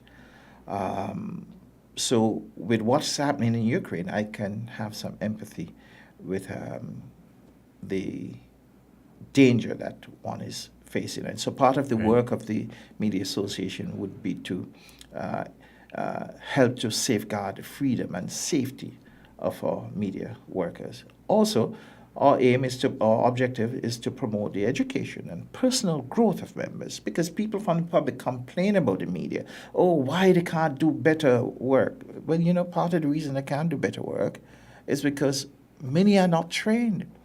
And it's not because they don't want to be trained. It's simply because the media house for whom they work may not have the resources financially to train them, to send them off to college or university or even an in-house. So training, we recognize, nobody has to tell us in the media that our media workers need training. They do. We need to lift our standards. But the resources are not there. Advertise more and we would get the resources. The other one is to foster and develop relations with related bodies, organizations and authorities here and outside of the Caribbean as well. Because what resources we don't have here, we want to be able, through the Caribbean Media Association, to benefit from training, to benefit from exposure, to benefit from attachments, etc., so that we can make sure our media workers enhance their standards and their abilities. Additionally, to keep an updated register of members of the media. Who are the players in the media? To raise and to borrow money so that we can have the resources as an association to do what is needed, what is required, and generally to undertake activities that are likely to benefit the practice of journalism and the interests of the association and the country as a whole. And we intend to try to work with people who are in the industry and people who want to come into the industry. And training is always something important. When I worked at ZIZ years ago, moons and moons ago, most journalists in the Caribbean, our highest qualification was a diploma in mass communication. I have that. And then it was later on where some of us went and were able to do a bachelor's in communication, mass communication. I also have that. But it is not many who work with me had that opportunity. And that opportunity was provided by funding from international organizations that funded me and funded other journalists who had the opportunity to go out there and train. So when we place the burden and say that the media workers need to lift their game, lift their standards, you're right, but also have the understanding that there are limitations and there are challenges. Right. Absolutely. I'm happy that you raised that point in terms of training for media workers, which we would all agree is necessary because we would have to lift our standards to ensure that we continue to serve our listeners, our viewers to the best of our ability, because just like every other industry or sector, we want to ensure that we present work that is of not just quantity but quality, you know. And in an industry like this, where your job basically is to inform the public, you want to ensure that you're doing it the right way, and you want to ensure that you are being ethical, you are being fair, you're being balanced, you're being, in some cases, reasonable, and you know exactly what you're doing. And so we welcome, of course, the continued training of our media workers and media professionals. Jamila, what is your take on this? It's absolutely important. I believe in education, and as I often say, I am the kind of person, I do courses all the time. So I am able to improve myself and my product. Now, in terms of collaboration with others within the region, listen, as much as we feel that St. Kitts and Nevis is unique, and we are unique in some cases, a lot of the situations that we face here, a lot of the issues that we face here are being faced or have been faced throughout the region, right? When we are able to interact with colleagues, and even at some of these training sessions, we're able to have discussions. Well, this is what we had. This is the issue we had with getting information as it related to whatever. Maybe you can go about doing it this way. It's important to have those collaborations, and it's important to be able to network with those who are, well, who have been in this field longer than you may have been. I got into media simply by accident, complete accident. Somebody put me in a room and told me, read that. And did not even warn me that is why I was invited to that room. That's the same thing for me. Right? But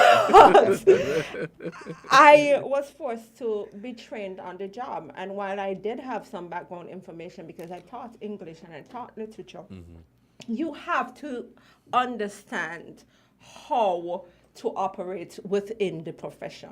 And it's important for the association to be able to provide those opportunities, because those are opportunities I wish I had when I was just starting out. You know, because sometimes you don't know, but you just don't know that you don't know, right? It is important to continue to improve on your craft, regardless to the craft. It doesn't matter, you're a doctor, you have to read, you have to do refresher courses, same as journalism. You just have to undergo that necessary training. And for me, it's continuous. I could never say, well, you know, I'm here and I have this qualifications or whatever, so I don't need to do anything else. I think it's important to continue to learn. You know, I'm weird because at the end of a very busy workday, and I mean, I spend most of my time not so much in journalism, but in public relations. Yes. But when I go home and I'm really, really fatigued, my way of relaxing, for some it might be a glass of wine. My way of relaxing is to turn on the news. Yes. Yeah. That's weird. You know? Yeah. And you wake up, but as I said, it comes from the passion that we have for the profession. Because I wake up in the morning, the first thing I do is I turn on the news. You know, you spend the entire day in the newsroom, and when you get home, you listen to the news. Yes. And as Val said, it might sound weird to some, but I think it's a habit. It's a habit. You can't get away from it. Sometimes when I remember when I was at NTV, and after finishing work at around 4 or 5, I would have some other activity to do in the afternoon, and I would rush home at 7:30 just to sit down, not just listen to that news, but to check other media houses to see what is happening and to see what they reported on, to see what I reported on, you know. So that is, I think, I share the same, where that is my style of relaxing as well. Of course, sometimes you need a little wine. But you can do it with the wine, exactly. You know? Because for me, I listen to the talk shows throughout the region. Yeah. Especially with COVID, you know, that was an issue that faced the entire world was facing. So you look at what's happening throughout the world, best practices, and you compare and you contrast. And you know, Jamie said that learning for her is continuous. And when she said it, I was wondering, shouldn't she have said continually? And then I realized, no, she's right. It's continuous because you never stop. No. You never stop. You know, when I worked as a TV news presenter back then, if the news starts at 7, so I would go up about 5 o'clock to prepare, and then I had to have a moment of just meanness. Nobody else around me. And I would listen to the Caribbean news report before I go, and also to BBC, because my view was that, you see why I called my news place my view, was that I may come across something when I go up that I'm listening to now. And it was always that case. And I remember in the Soviet Union, their leaders kept dying. 3 died, bam, bam, bam. So they had about 4 leaders in 12 months. And the last one that died at this time, of which I speak, was a guy named Konstantin Chernenko. So I was able to hear it on the BBC News, and I said, you know, maybe when I go up, I'm going to be confronted with this article. And I was. I cannot spell Konstantin Chernenko up to now, but I can call it because I first heard it. Hadn't I done that, when I went to this, I would have been stumbling over the name. I would have, what the hell is this? So you are continuously learning by keeping attuned with what's happening in the world. It's a curse, maybe. I feel naked when I don't know what's going on. Yes. I have to always know what's going on. What is your view on people who say Here you go again. they're not who say they don't listen to the news, they're not interested in listening to the news at all? What is your take on that? Well, you know what they would do? They would call you and say, tell me what happened. Mm-hmm. They want you, and that's another burden, eh? People always feel that you know everything, You know, yeah. You may have just read a newscast and you read what is prepared for you, and you really don't know the background, but people expect you to know the details. It's not so much so that know? they expect you to know everything, but they expect you to be a professional in every profession. Precisely. An expert in every profession. Yes. Yes. And so that's why, to answer your question quickly and to just add to it, I understand why, because a lot of people, especially young people, they don't want the burden, as they classify it, to tune into or to read the news. They want somebody else to tell it to them. Right. And one thing I've discovered as an online news agency, organization, what we tend to do a lot, in my view, is we send the news to you. Because the public has become so lazy, they don't want to tune in. They don't want to go and look. So you have to send it to the palm of their hands.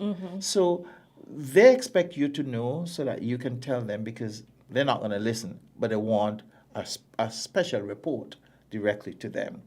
So you just have to really accommodate, unfortunately, in that regard. But the thing is, it's going to continue to be that way. I used to fight against social media and saying it is bastardizing real news and the profession. Then I realized, I remember I was having a conversation with my web developer, and I said to him, boy, you know, Rodney, I think we're going to have to embrace it and incorporate it and be good at it. Otherwise, you're going to get left behind because it has evolved. The other thing, too, is I grew up at a time where in the news you are to be like a nun, absolute abstinence in political views. That has changed. The man who has served the most times as president or prime minister of Italy is the biggest media owner in Europe. Well, one of them, because if you call Murdoch a European, he'll be about the second. So every news entity now tries its best to walk a fine line in terms of its views on issues. But the public pushes it back and accuses it of all sorts of things. And so now opinion news really is taking over the straight news. So whether it is Fox, CNN, or MSNBC or whatever, opinion broadcasting in terms of news is taking over. So the industry is changing. I used to challenge it, but I woke up and I realized that, listen, you still try your best, but you have to go with it, or you're going to be left behind. Right. I think, too, is what, as you said, it's changing. I think it's more so, too, of what people want to hear. Yes. You know, and as an industry where you rely on the people, in some cases you have to give them what they want. You know? Let me tell you something. You're correct. Let me tell you something. You, and I'm being respectful, Rose and Roy brought up a guy who is very respectful, so I thank my parents. But let me be very blunt. You, the public, don't want no news that is inspiring and news that is educating you and such. You don't want to know how much we're improving in agriculture. You don't want to know how much the economy is growing. You want to know the sese. You, the public. So stop telling the media that give us more uplifting news, because when you look at the evidence, if it is online, you see the Sese, 10,000 views. Yes. And the real hard news, 200. Even with the talk shows. Yes. You have, when you have a talk show and you're speaking about something that's happening, some young person doing something, you don't get any calls. Go and talk about the politicians and what they are doing and what so-and-so said. You see everybody, before you even finish the sentence, the lines start to go crazy. I've had it. But not even that. Yeah, When go you ahead, look, Jeremy. when you look in the back end, right? You see something, some gossip story that this person did something that getting 20, 30,000 views, and the minister say, hey, I'm recognizing this farmer or this police officer for something that they would have done 200, 300. It's like chalk and cheese. So Yes. what is selling, as the man writer says, is the melee, Yeah. right? But that's not always the news. No. Let me tell you Right, that's something. not always the news. And I sadly, feel we have to strike a balance Yeah, there yeah. because we have the responsibility to educate the public as well. Yes. So while you want the viewers, you want people to listen to you. To be You informed. do have that responsibility to give people that information and raise awareness when it comes to but certain Jamiela, things. to add to that point, right? Where the issue, where we're not finding the balance is where, just going back to piggyback a point that I was making, you have to embrace social media and online media. But at the same time, it is these same media and these same platforms that is creating this, I don't want to say division, but this area or this gray line where people prefer to see a melee, Jeremy said, Jamie, need to go so. They're going to post that, they glorify that with a sensational headline, and then they're going to run over that, not getting the context of what it is. And this is where mainstream media now is seeking to give the background, the full picture. Somebody's going to, as much as Val may send a story via WhatsApp or whatever means, people are only going to read the first paragraph of the story and not go to get the full Correction. context. People are only going to read the headline. Yes. Because I remember one time I posted an article to Facebook, and because they only read the headline, they were ready to ridicule me as the writer and WINFM. They only read the headline. So that too is a major challenge. But there were always tabloids. We always had tabloids and we had straight news, right? And I think in St. Kitts and Nevis, we're kind of seeing that. I don't want to label any particular news entity as a tabloid, but we know there are people out there who are there just to put out certain things, right? I think it's important for us who work at news agencies who are not tabloids to strike that balance. Yes, you want to put out the story that the person reads, but you also have to provide the necessary information for the public. Because let me tell you, right? We do have people within the Federation who want to have the information. Yes. They're often not as vocal. They're often not as loud as the people who just like the melee. But there are those who want to have that information and be able to interact with it as well. So we have to reach out to both groups. And just to say that in terms of back to the headline, I have had people who have called me and said, well, what really happened? But I said, but you got the article. And they say, yeah, but the headline says such. And I said, but tell me the details. I said, but the details in the article. And they said, oh, may I read it? So the public, you have to be very careful, otherwise you're going to get in trouble.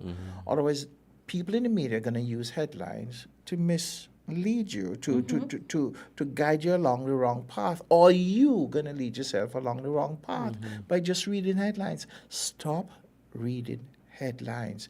Read articles. Otherwise, you're going to walk away with the wrong information quickly. We took a decision in January, I think it was, that we were going to suspend the distribution of our news via WhatsApp. My God of mercy.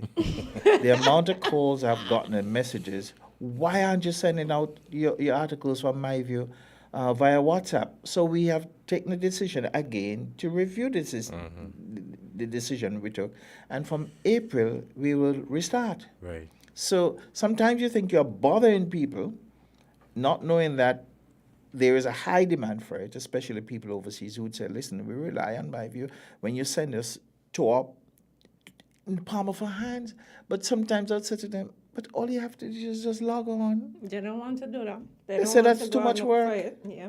So we have social media has, and modern technology has created a monster of, now, I don't want to be disrespectful, Kittitians and Nivitians and people listening. So I mean well when I say we have become a lazy society when it comes to news. If we don't get it in our palms, we don't know because we're not logging on or tuning in anymore. Which is why all traditional media have had to establish an aspect of social media so that they're kept up to the times. That's a disaster.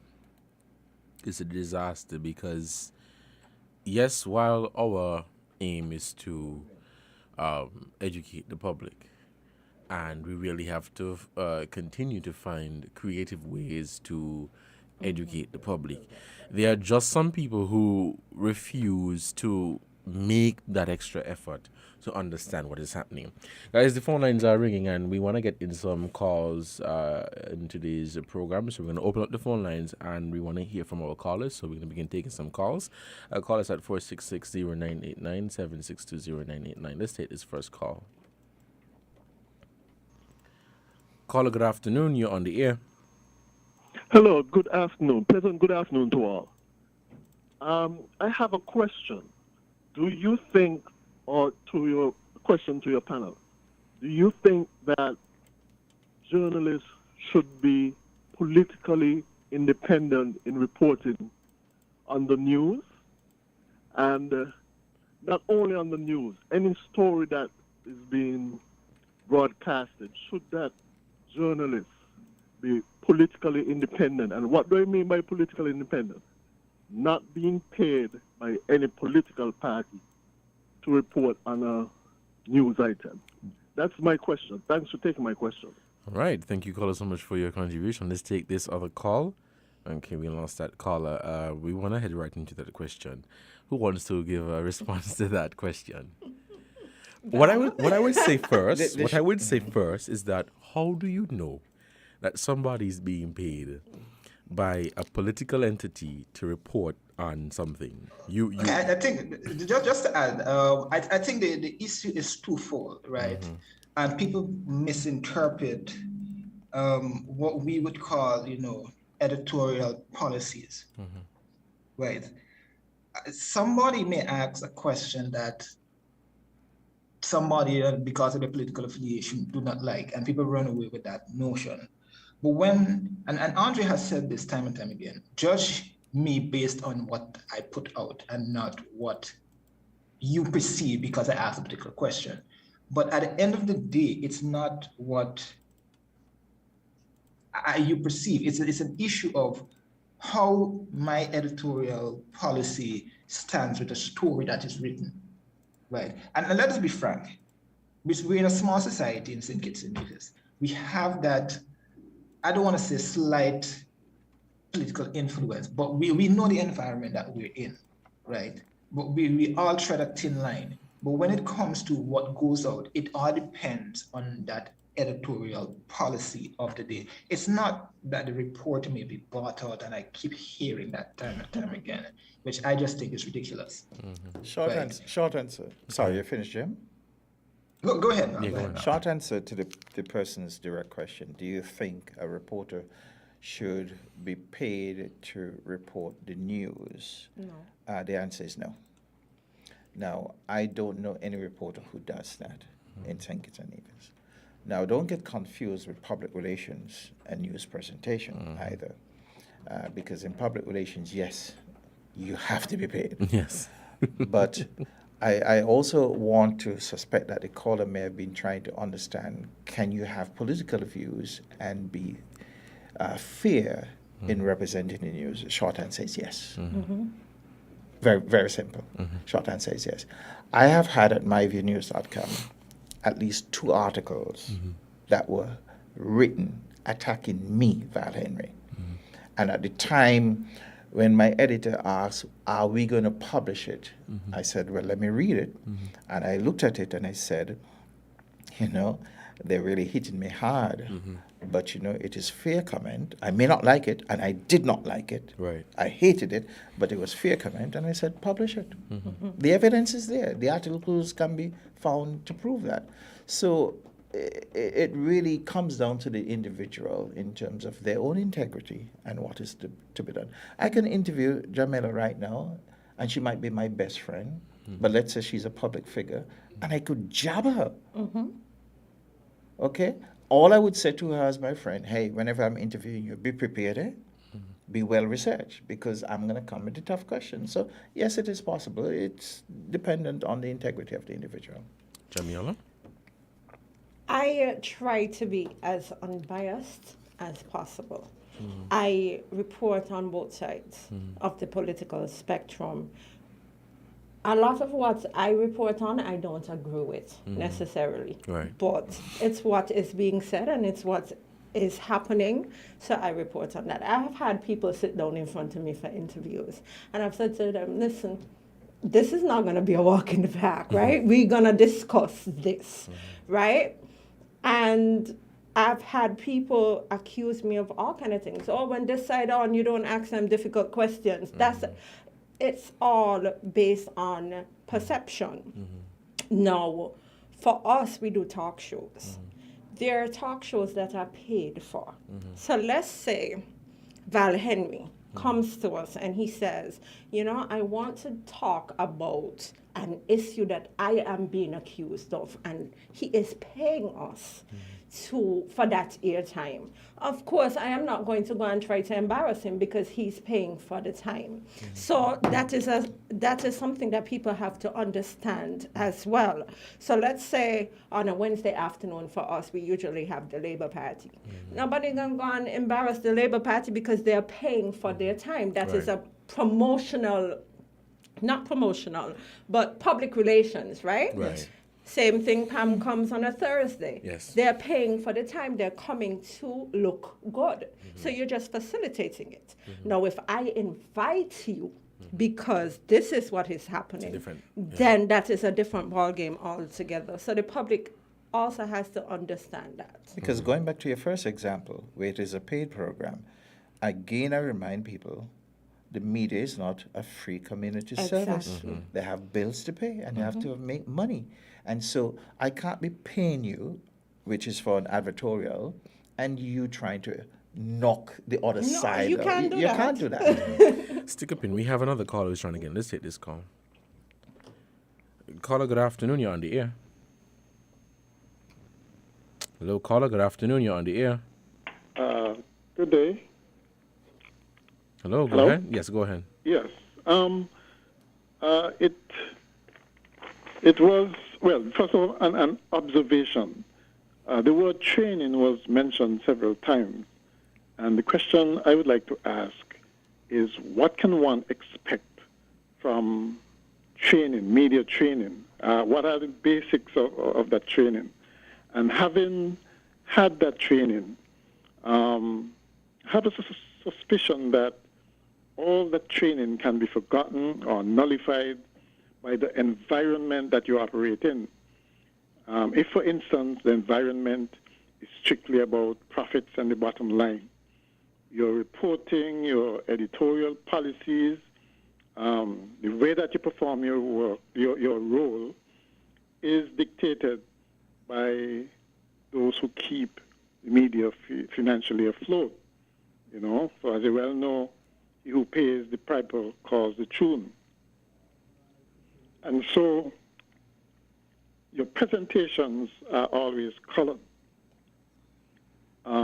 by that small voice in your head, not conscience, but consciousness that be careful what you say or else. When the news can be brought, it means it's no longer news but propaganda.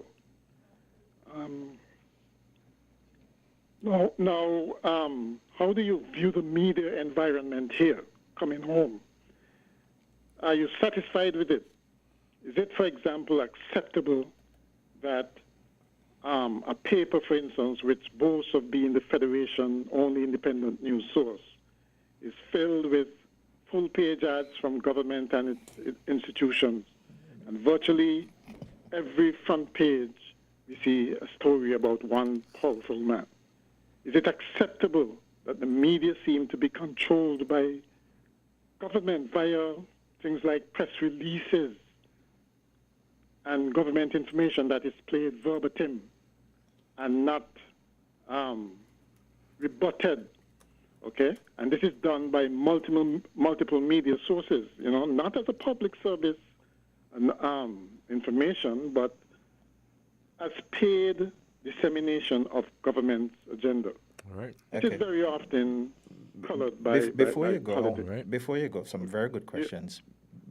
Thank you for And those. well, finally, as a matter of strategy, should you, in your infant stage of forming a media association, should you not be concentrating straight out the door on making sure you advocate for the tools and instruments to do your job better, like freedom of information, whistleblower legislation, and things of that nature? And who will be the watchdog of the watchdog? The media is generally regarded as a watchdog. Well, who watches the media? Should it fall under some kind of integrity in public life act or something like that, to make sure that what the public gets is not colored by money and corruption and those sort of things? We want to take some more calls, so we'll end this one Okay, quickly. sure. Val, hold that thought. Let's take another caller quickly. Caller, good afternoon. You're on the air. Yes, good afternoon. Now, I've been following, a lot of things that are going on in the Federation. Like a previous caller you had, who usually would say the media need to ask hard questions. And I always wonder, what is a hard question? Because I could ask any one of you there now a question, and I guarantee you will not answer it. And the same thing goes to the politicians. And their famous line is, that's a good question. I'm going to get back to you on it. And when they do answer, you do not get the answer you need. Anybody disagree with me? We have another caller? But continue, caller. No. That's it for me. Okay. All right, thank you. So we're gonna the previous caller, the question or the comment that he made, and then to this one. I was trying to engage him because he asked quite a number of questions, and in fairness to him, I wanted to make sure that we were able to address them. I've lost them. I've lost, I think, the first two, but I'll try my best. So let me go with the one I remember most, who said, who would be the watchdog for the watchdog? The media. And the simple answer is the court, the laws of the country, the court.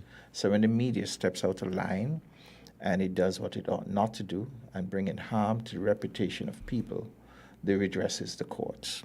The second thing is he asked about paid ads. Well, I have that note, so let me go to the other one. He said, and I'm going to paraphrase, so forgive me, sir, because people are advertising with you, you may want to toe their line. I'm paraphrasing. Well, not really so in St. Kitts and Nevis. I remember a case between the Observer newspaper and a local entity, and the Observer carried a story that that local business entity did not like, and they said, we're going to stop advertising with you. And they used to advertise big time.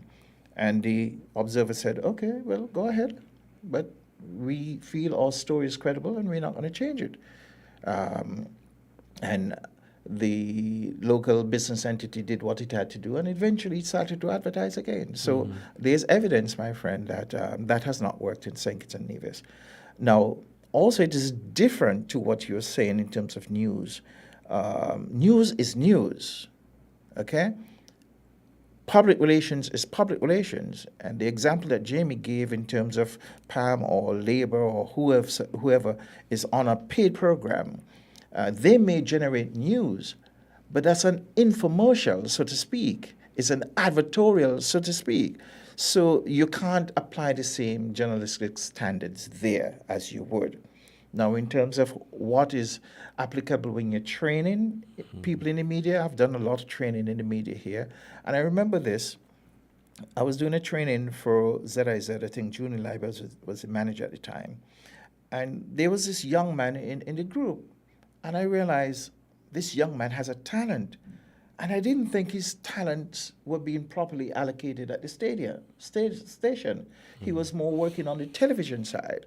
And I said in my report that, no, this guy needs to be more on radio because those are his skills. That young man today calls himself Sugar Bowl, Leslie Morton. It's TV used to work in. And I realized, no, he had a knack, a naturalness for radio. And so he was reallocated. But some of the topics that I cover, one is very important, is the ethics of journalism. One is the media and the law, so that people can understand what you can't write and what you ought not to write. You can get in trouble. I hear people saying, well, tell us who raped the woman, the young girl. No, we can't. There are laws against that. Let's see the picture. No, we can't. There are laws against that. And there's certain times when we can't use the names at a certain stage of a certain type of trial. But, I think for most part, I think it's ignorance, because there are people who know, and we have said it before, time and time again, and we have, it has been repeated. But again, it boils back down to the melee, and people want to know, what's going on. Go ahead, Jeremy. The issue is not the melee. The issue is me, Val, you, and Jamiela. We have a standard and an ethical code that we have to abide by. Yes. The problem is when you have, and I'm not, well, it's basically, but the issue is when you have people and certain entities like social media that just come and they flout these journalistic ethics and say, oh, Jeremy Abel is the one who did this, even though he was in charge. That can fly. Nobody has taken them to court. If Jermaine, Devon, Val, or Jamiela write it, bet your last dollar, someone will be over at the courthouse or be sitting in the square waiting for a name to be called. Right? So, and that's where people now don't understand. I mean, a typical example, the police notified us about an incident this morning, and it was talked about earlier, right? Something happened. We cannot just wake up and print something. You have to be conscious. Somebody died, and then you identify the person 2 minutes after they died. No, the family is not even aware. I know that, you gave the police enough time to notify the next of kin that this happened and whatever it is, rather than waking up and you get one shock when you turn on your phone and you see your face on social media, right? Those are the issues that we have right now. So when people criticize us for not naming and saying anything, no. One of the things I've learned when I first started was I was given a big tick, what I would call dictionary. But it wasn't a dictionary, it was the laws of the land. And as a reporter, that's what we need to know. We have to study that. So when somebody comes and says this, that, or the other, you know this off the bat, and that's the issue. Another thing that one of the callers spoke about was who's watching the watchdog or who's watching the media. We have our agencies around the region who are closely monitoring us. So for example, Val said, oh, you went, the court is going to oversee us when we step out the line. Yes, and at the same time, these international press association and media bodies are going to tell you, you're wrong. You're wrong for doing this. You breached the ethics, you breached the code, right? And we are being held at a very high standard, like the commissioner would say, the police officers are at a high level and the public are holding at a different standard. Same thing comes to us. The minute somebody do something wrong, your name is in the public domain. And especially if you're a reporter and you're a public figure, he did this, I see him do that, even if he didn't do it. So we are being held to a different standard. So I don't want people to run away with this idea that, we're going to get away with thing and nobody's watching us and all of that. No. And one more point, the caller asks whether or not we'll make representation for freedom of information and all these things. That is what the association is about. If we're seeing that something is a problem that's going to affect us and the broader St. Kitts and Nevis, we can then engage as a stakeholder in St. Kitts and Nevis, the government or whomever it is, and say, hey, we don't appreciate this piece of language in the freedom of information legislation because it's going to affect us in doing our jobs. It's going to affect the school children because they can't say this. A typical example, the issue in Russia at the moment, where Putin recently passed a piece of legislation that's basically criminalizing quote unquote fake news. The various associations there would have the media complained that, you're going to criminalize what we're doing. You may not hear these things, but these things are being said. And that's what we're here to do, make representation on behalf of all the media houses in St. Kitts and Nevis. All right. Before you go, Val, let's take this quick break to give a shout out to our sponsors. When we come back, we'll continue Inside the News here on WINN FM 98.9. Everybody loves a farmer, and so does the TDC Home and Building Depots. For the entire month of March, get 20% in savings on all agro products. Then, on the 26th of March, join us for the Farmers Market, where you can get your fresh produce direct from the farm to your table in both locations from 9 a.m. to 1 p.m. TDC Home and Building Depots, supporting communities, supporting farmers. Terms and conditions apply. See stores for details.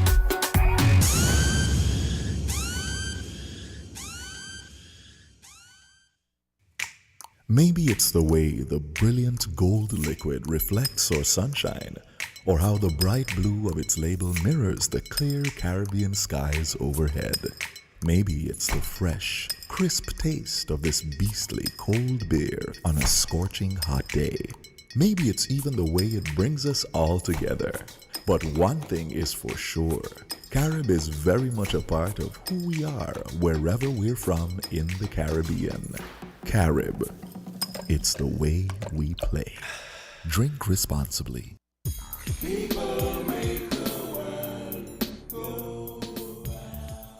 Welcome back to Inside the News here on WINN FM 98.9. On the panel, we have representatives of the Media Association of St. Kitts and Nevis.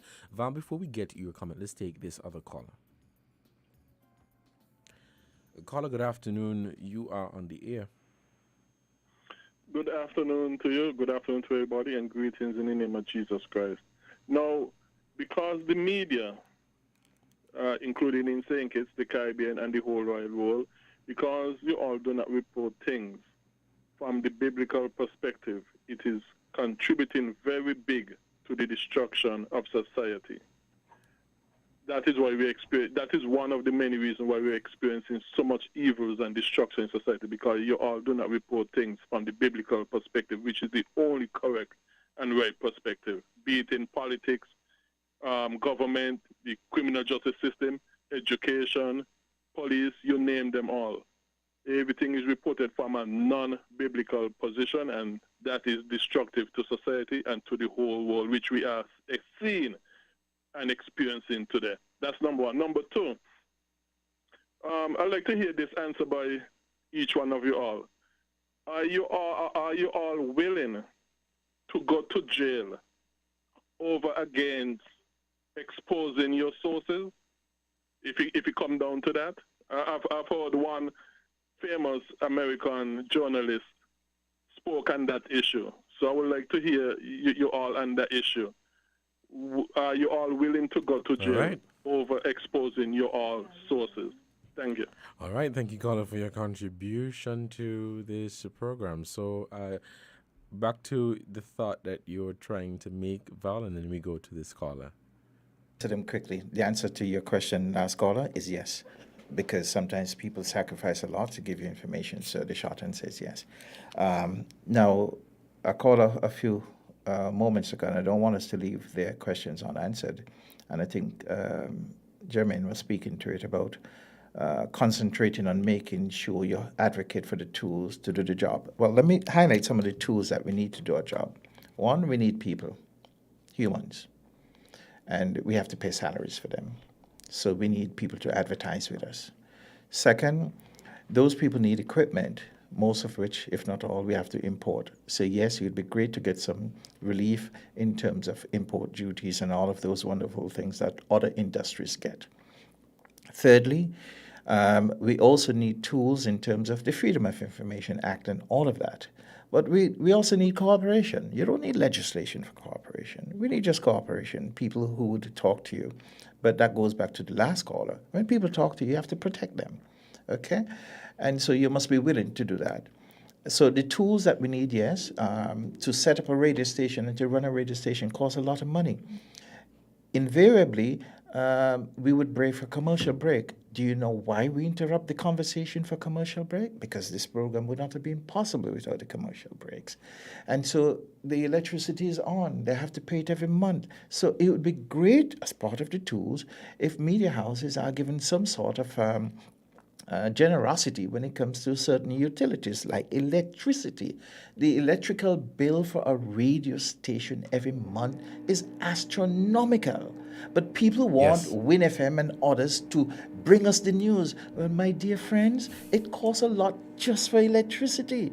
Okay? So the tools are needed. And I thank you, caller, for that question. So, yes, when the Media Association, all of those things are being factored in terms of getting started and getting the work done and will be pursued. I think you had two other things that I want to make sure we cover. The paid ads on the media, yes. We have to have paid ads from all the companies. Otherwise, how are we going to exist? I again leave the Calypso tune. The media is not a community service. It does that, but it is not a charitable organization. It is a business like Horsewords, like TDC, like Development Bank. It's a business, profit and loss. Those are important. We don't get a salary that comes down from the great heavens every month to pay the bills. It's a business. So yes, nothing is wrong in having paid ads in your media. But I think what the caller is concerned about, that you allow that to influence your editorial policy. And I want to say to the caller that that's a good point, and any respectable media organization ought to make sure that they don't allow that to happen. And the final thing is hard questions, especially, the public says that a lot. You're not asking the difficult questions. Yes, well, first, what are the difficult questions? What are the hard questions? You know, speaking frankly, it is a question that they in public want to ask the politician for their own purposes, but would not call in and ask the question, but want a surrogate to ask the question. Because the media every day asks the hard questions. The hard question, too, is sometimes defined in the minds of the public as biased or controversial. But how much money are we making from the SIDF, from the citizenship program, That's a hard question. Yeah. But for some people, a hard question is a controversy. But yes, the media does ask hard questions. And finally, sometimes the politicians said to the media, you're not asking the tough questions. You know what I mean? They want you to do their PR work. Precisely. And they would say, well, why don't you write stories about such and such, the politicians? Well, first you write the stories, give us a comment, no? No, I can't give you no comment. Yeah. So, my friends out there, a lot of demands that you're making on the media, I understand them. I even agree with most of them. But if you understand the state of affairs of the media in our country, it is very challenging to respond accordingly. Jamiana? In terms of the caller, one of the callers spoke about training and the environment. Let's be frank. That is an issue that we have in every profession. You know, I was trained as a teacher. You go to college and you learn best practices. Some will take the training but some go back and this is what I believe in, so this is what I'm doing. The reality is, though, we have to ensure that we are operating at a particular standard. Now, somebody may not agree with my standard. He may say, well, you don't have to be that strict. You don't have to be whatever. But at the end of the day, we all have to set that standard for ourselves.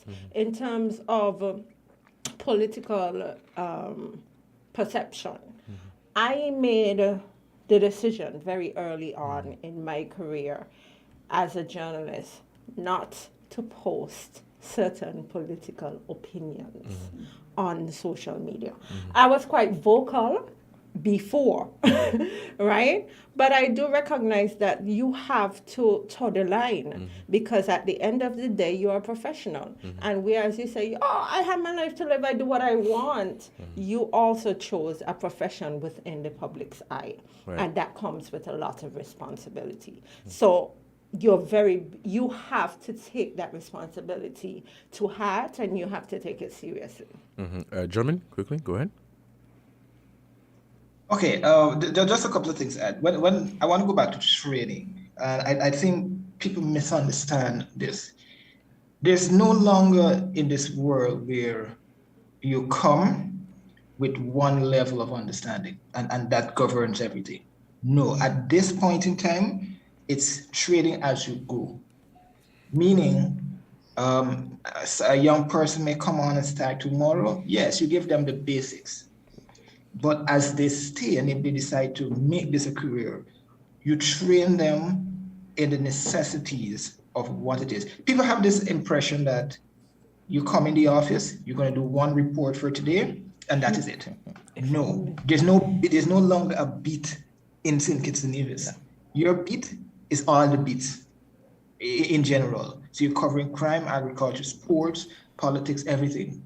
So when we're training people, your training is investigative work, health, science, crime, politics, migration, all of these things. So it's not a one size fit all at this point in time, right? And just before I go, I want people to understand this. If you spend one day in a newsroom, you'll have a different perspective of what we go through to make it happen. This is not, people hold us to the standard of CNN, BBC, Al Jazeera, and everybody, right? Where you think you're full of newsroom with 50 people and you send each one of them on an assignment and 5 of them left, they could put on a newscast for an hour. It don't operate like that. I want people to understand. It is 3 people, I can, from WINNMedia perspective, it's 3 people, and they try their best to get what it is on. And 3 is a big staff. Exactly. Yeah, because for me it's 1. Exactly.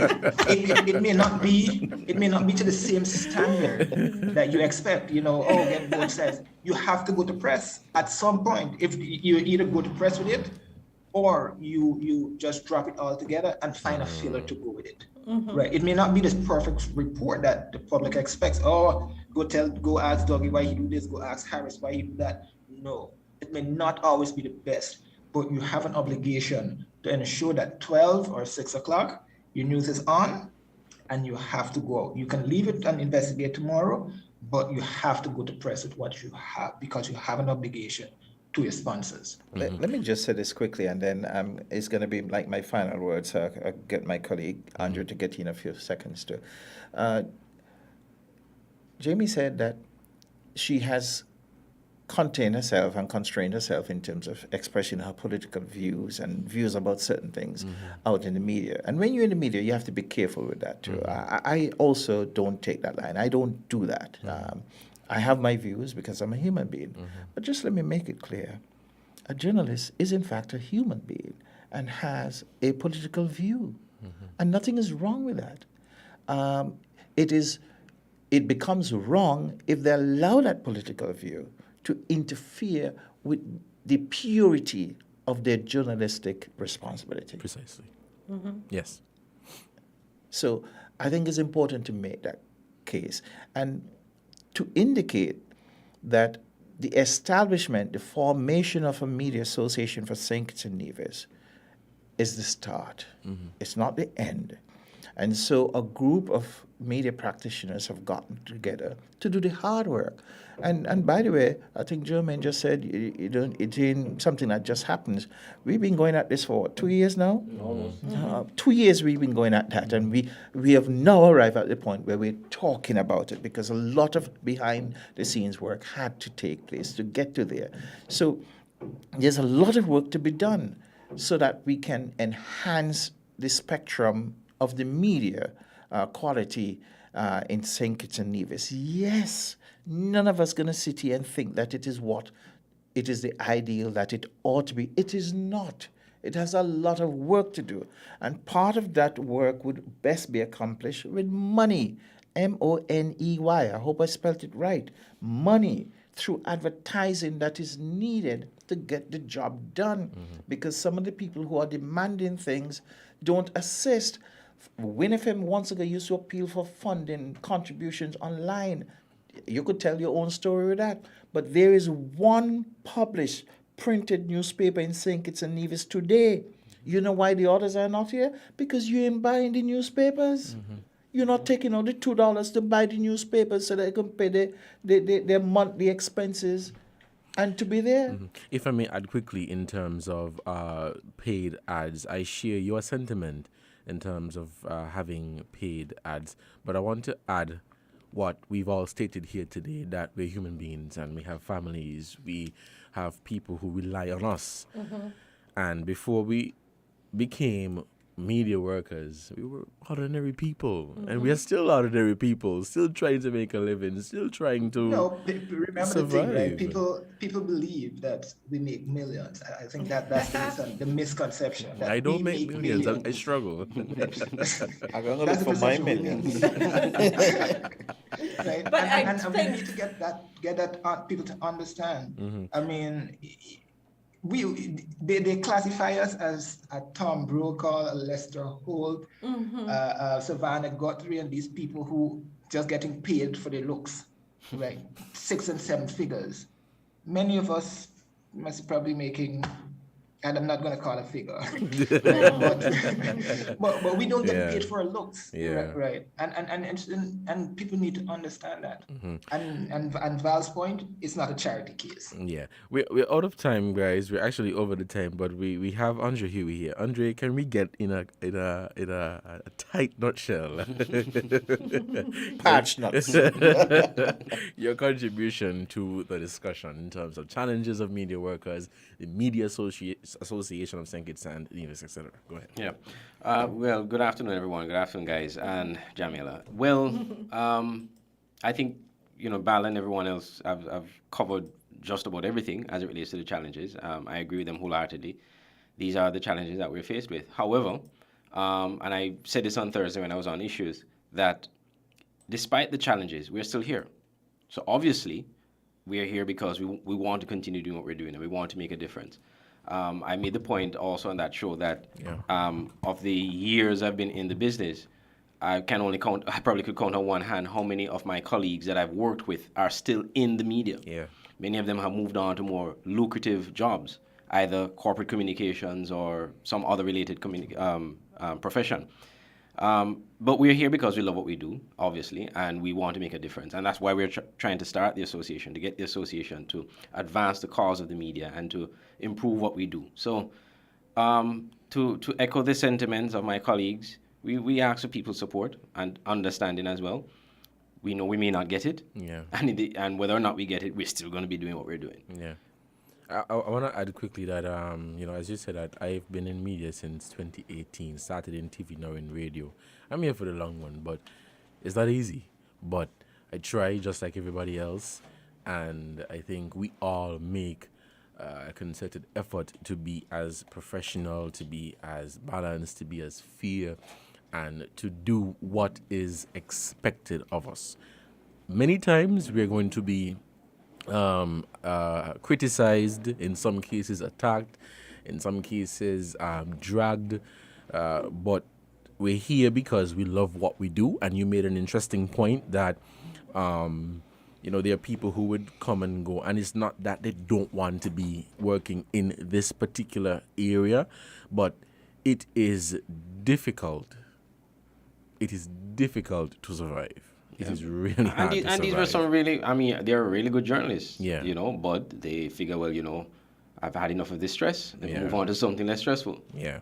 But guys, we're really out of time. It would be great for us to continue this conversation because the phone lines have been ringing off. People want to get in their questions. I'm hoping that we can continue sometime on another edition of Inside the News, but of course we're going to continue off here. And I think we will be back shortly to continue this conversation. Thank you guys so much for your contribution to this program, and until next time, stay safe, and you guys continue to have a wonderful Saturday. This has been another edition of Inside the News. Today's panel was the Media Association of St. Kitts and Nevis, and I have been your host for today, Devon Cornelius. You guys take care. We're different. We're 98.9. 98.9 Win FM.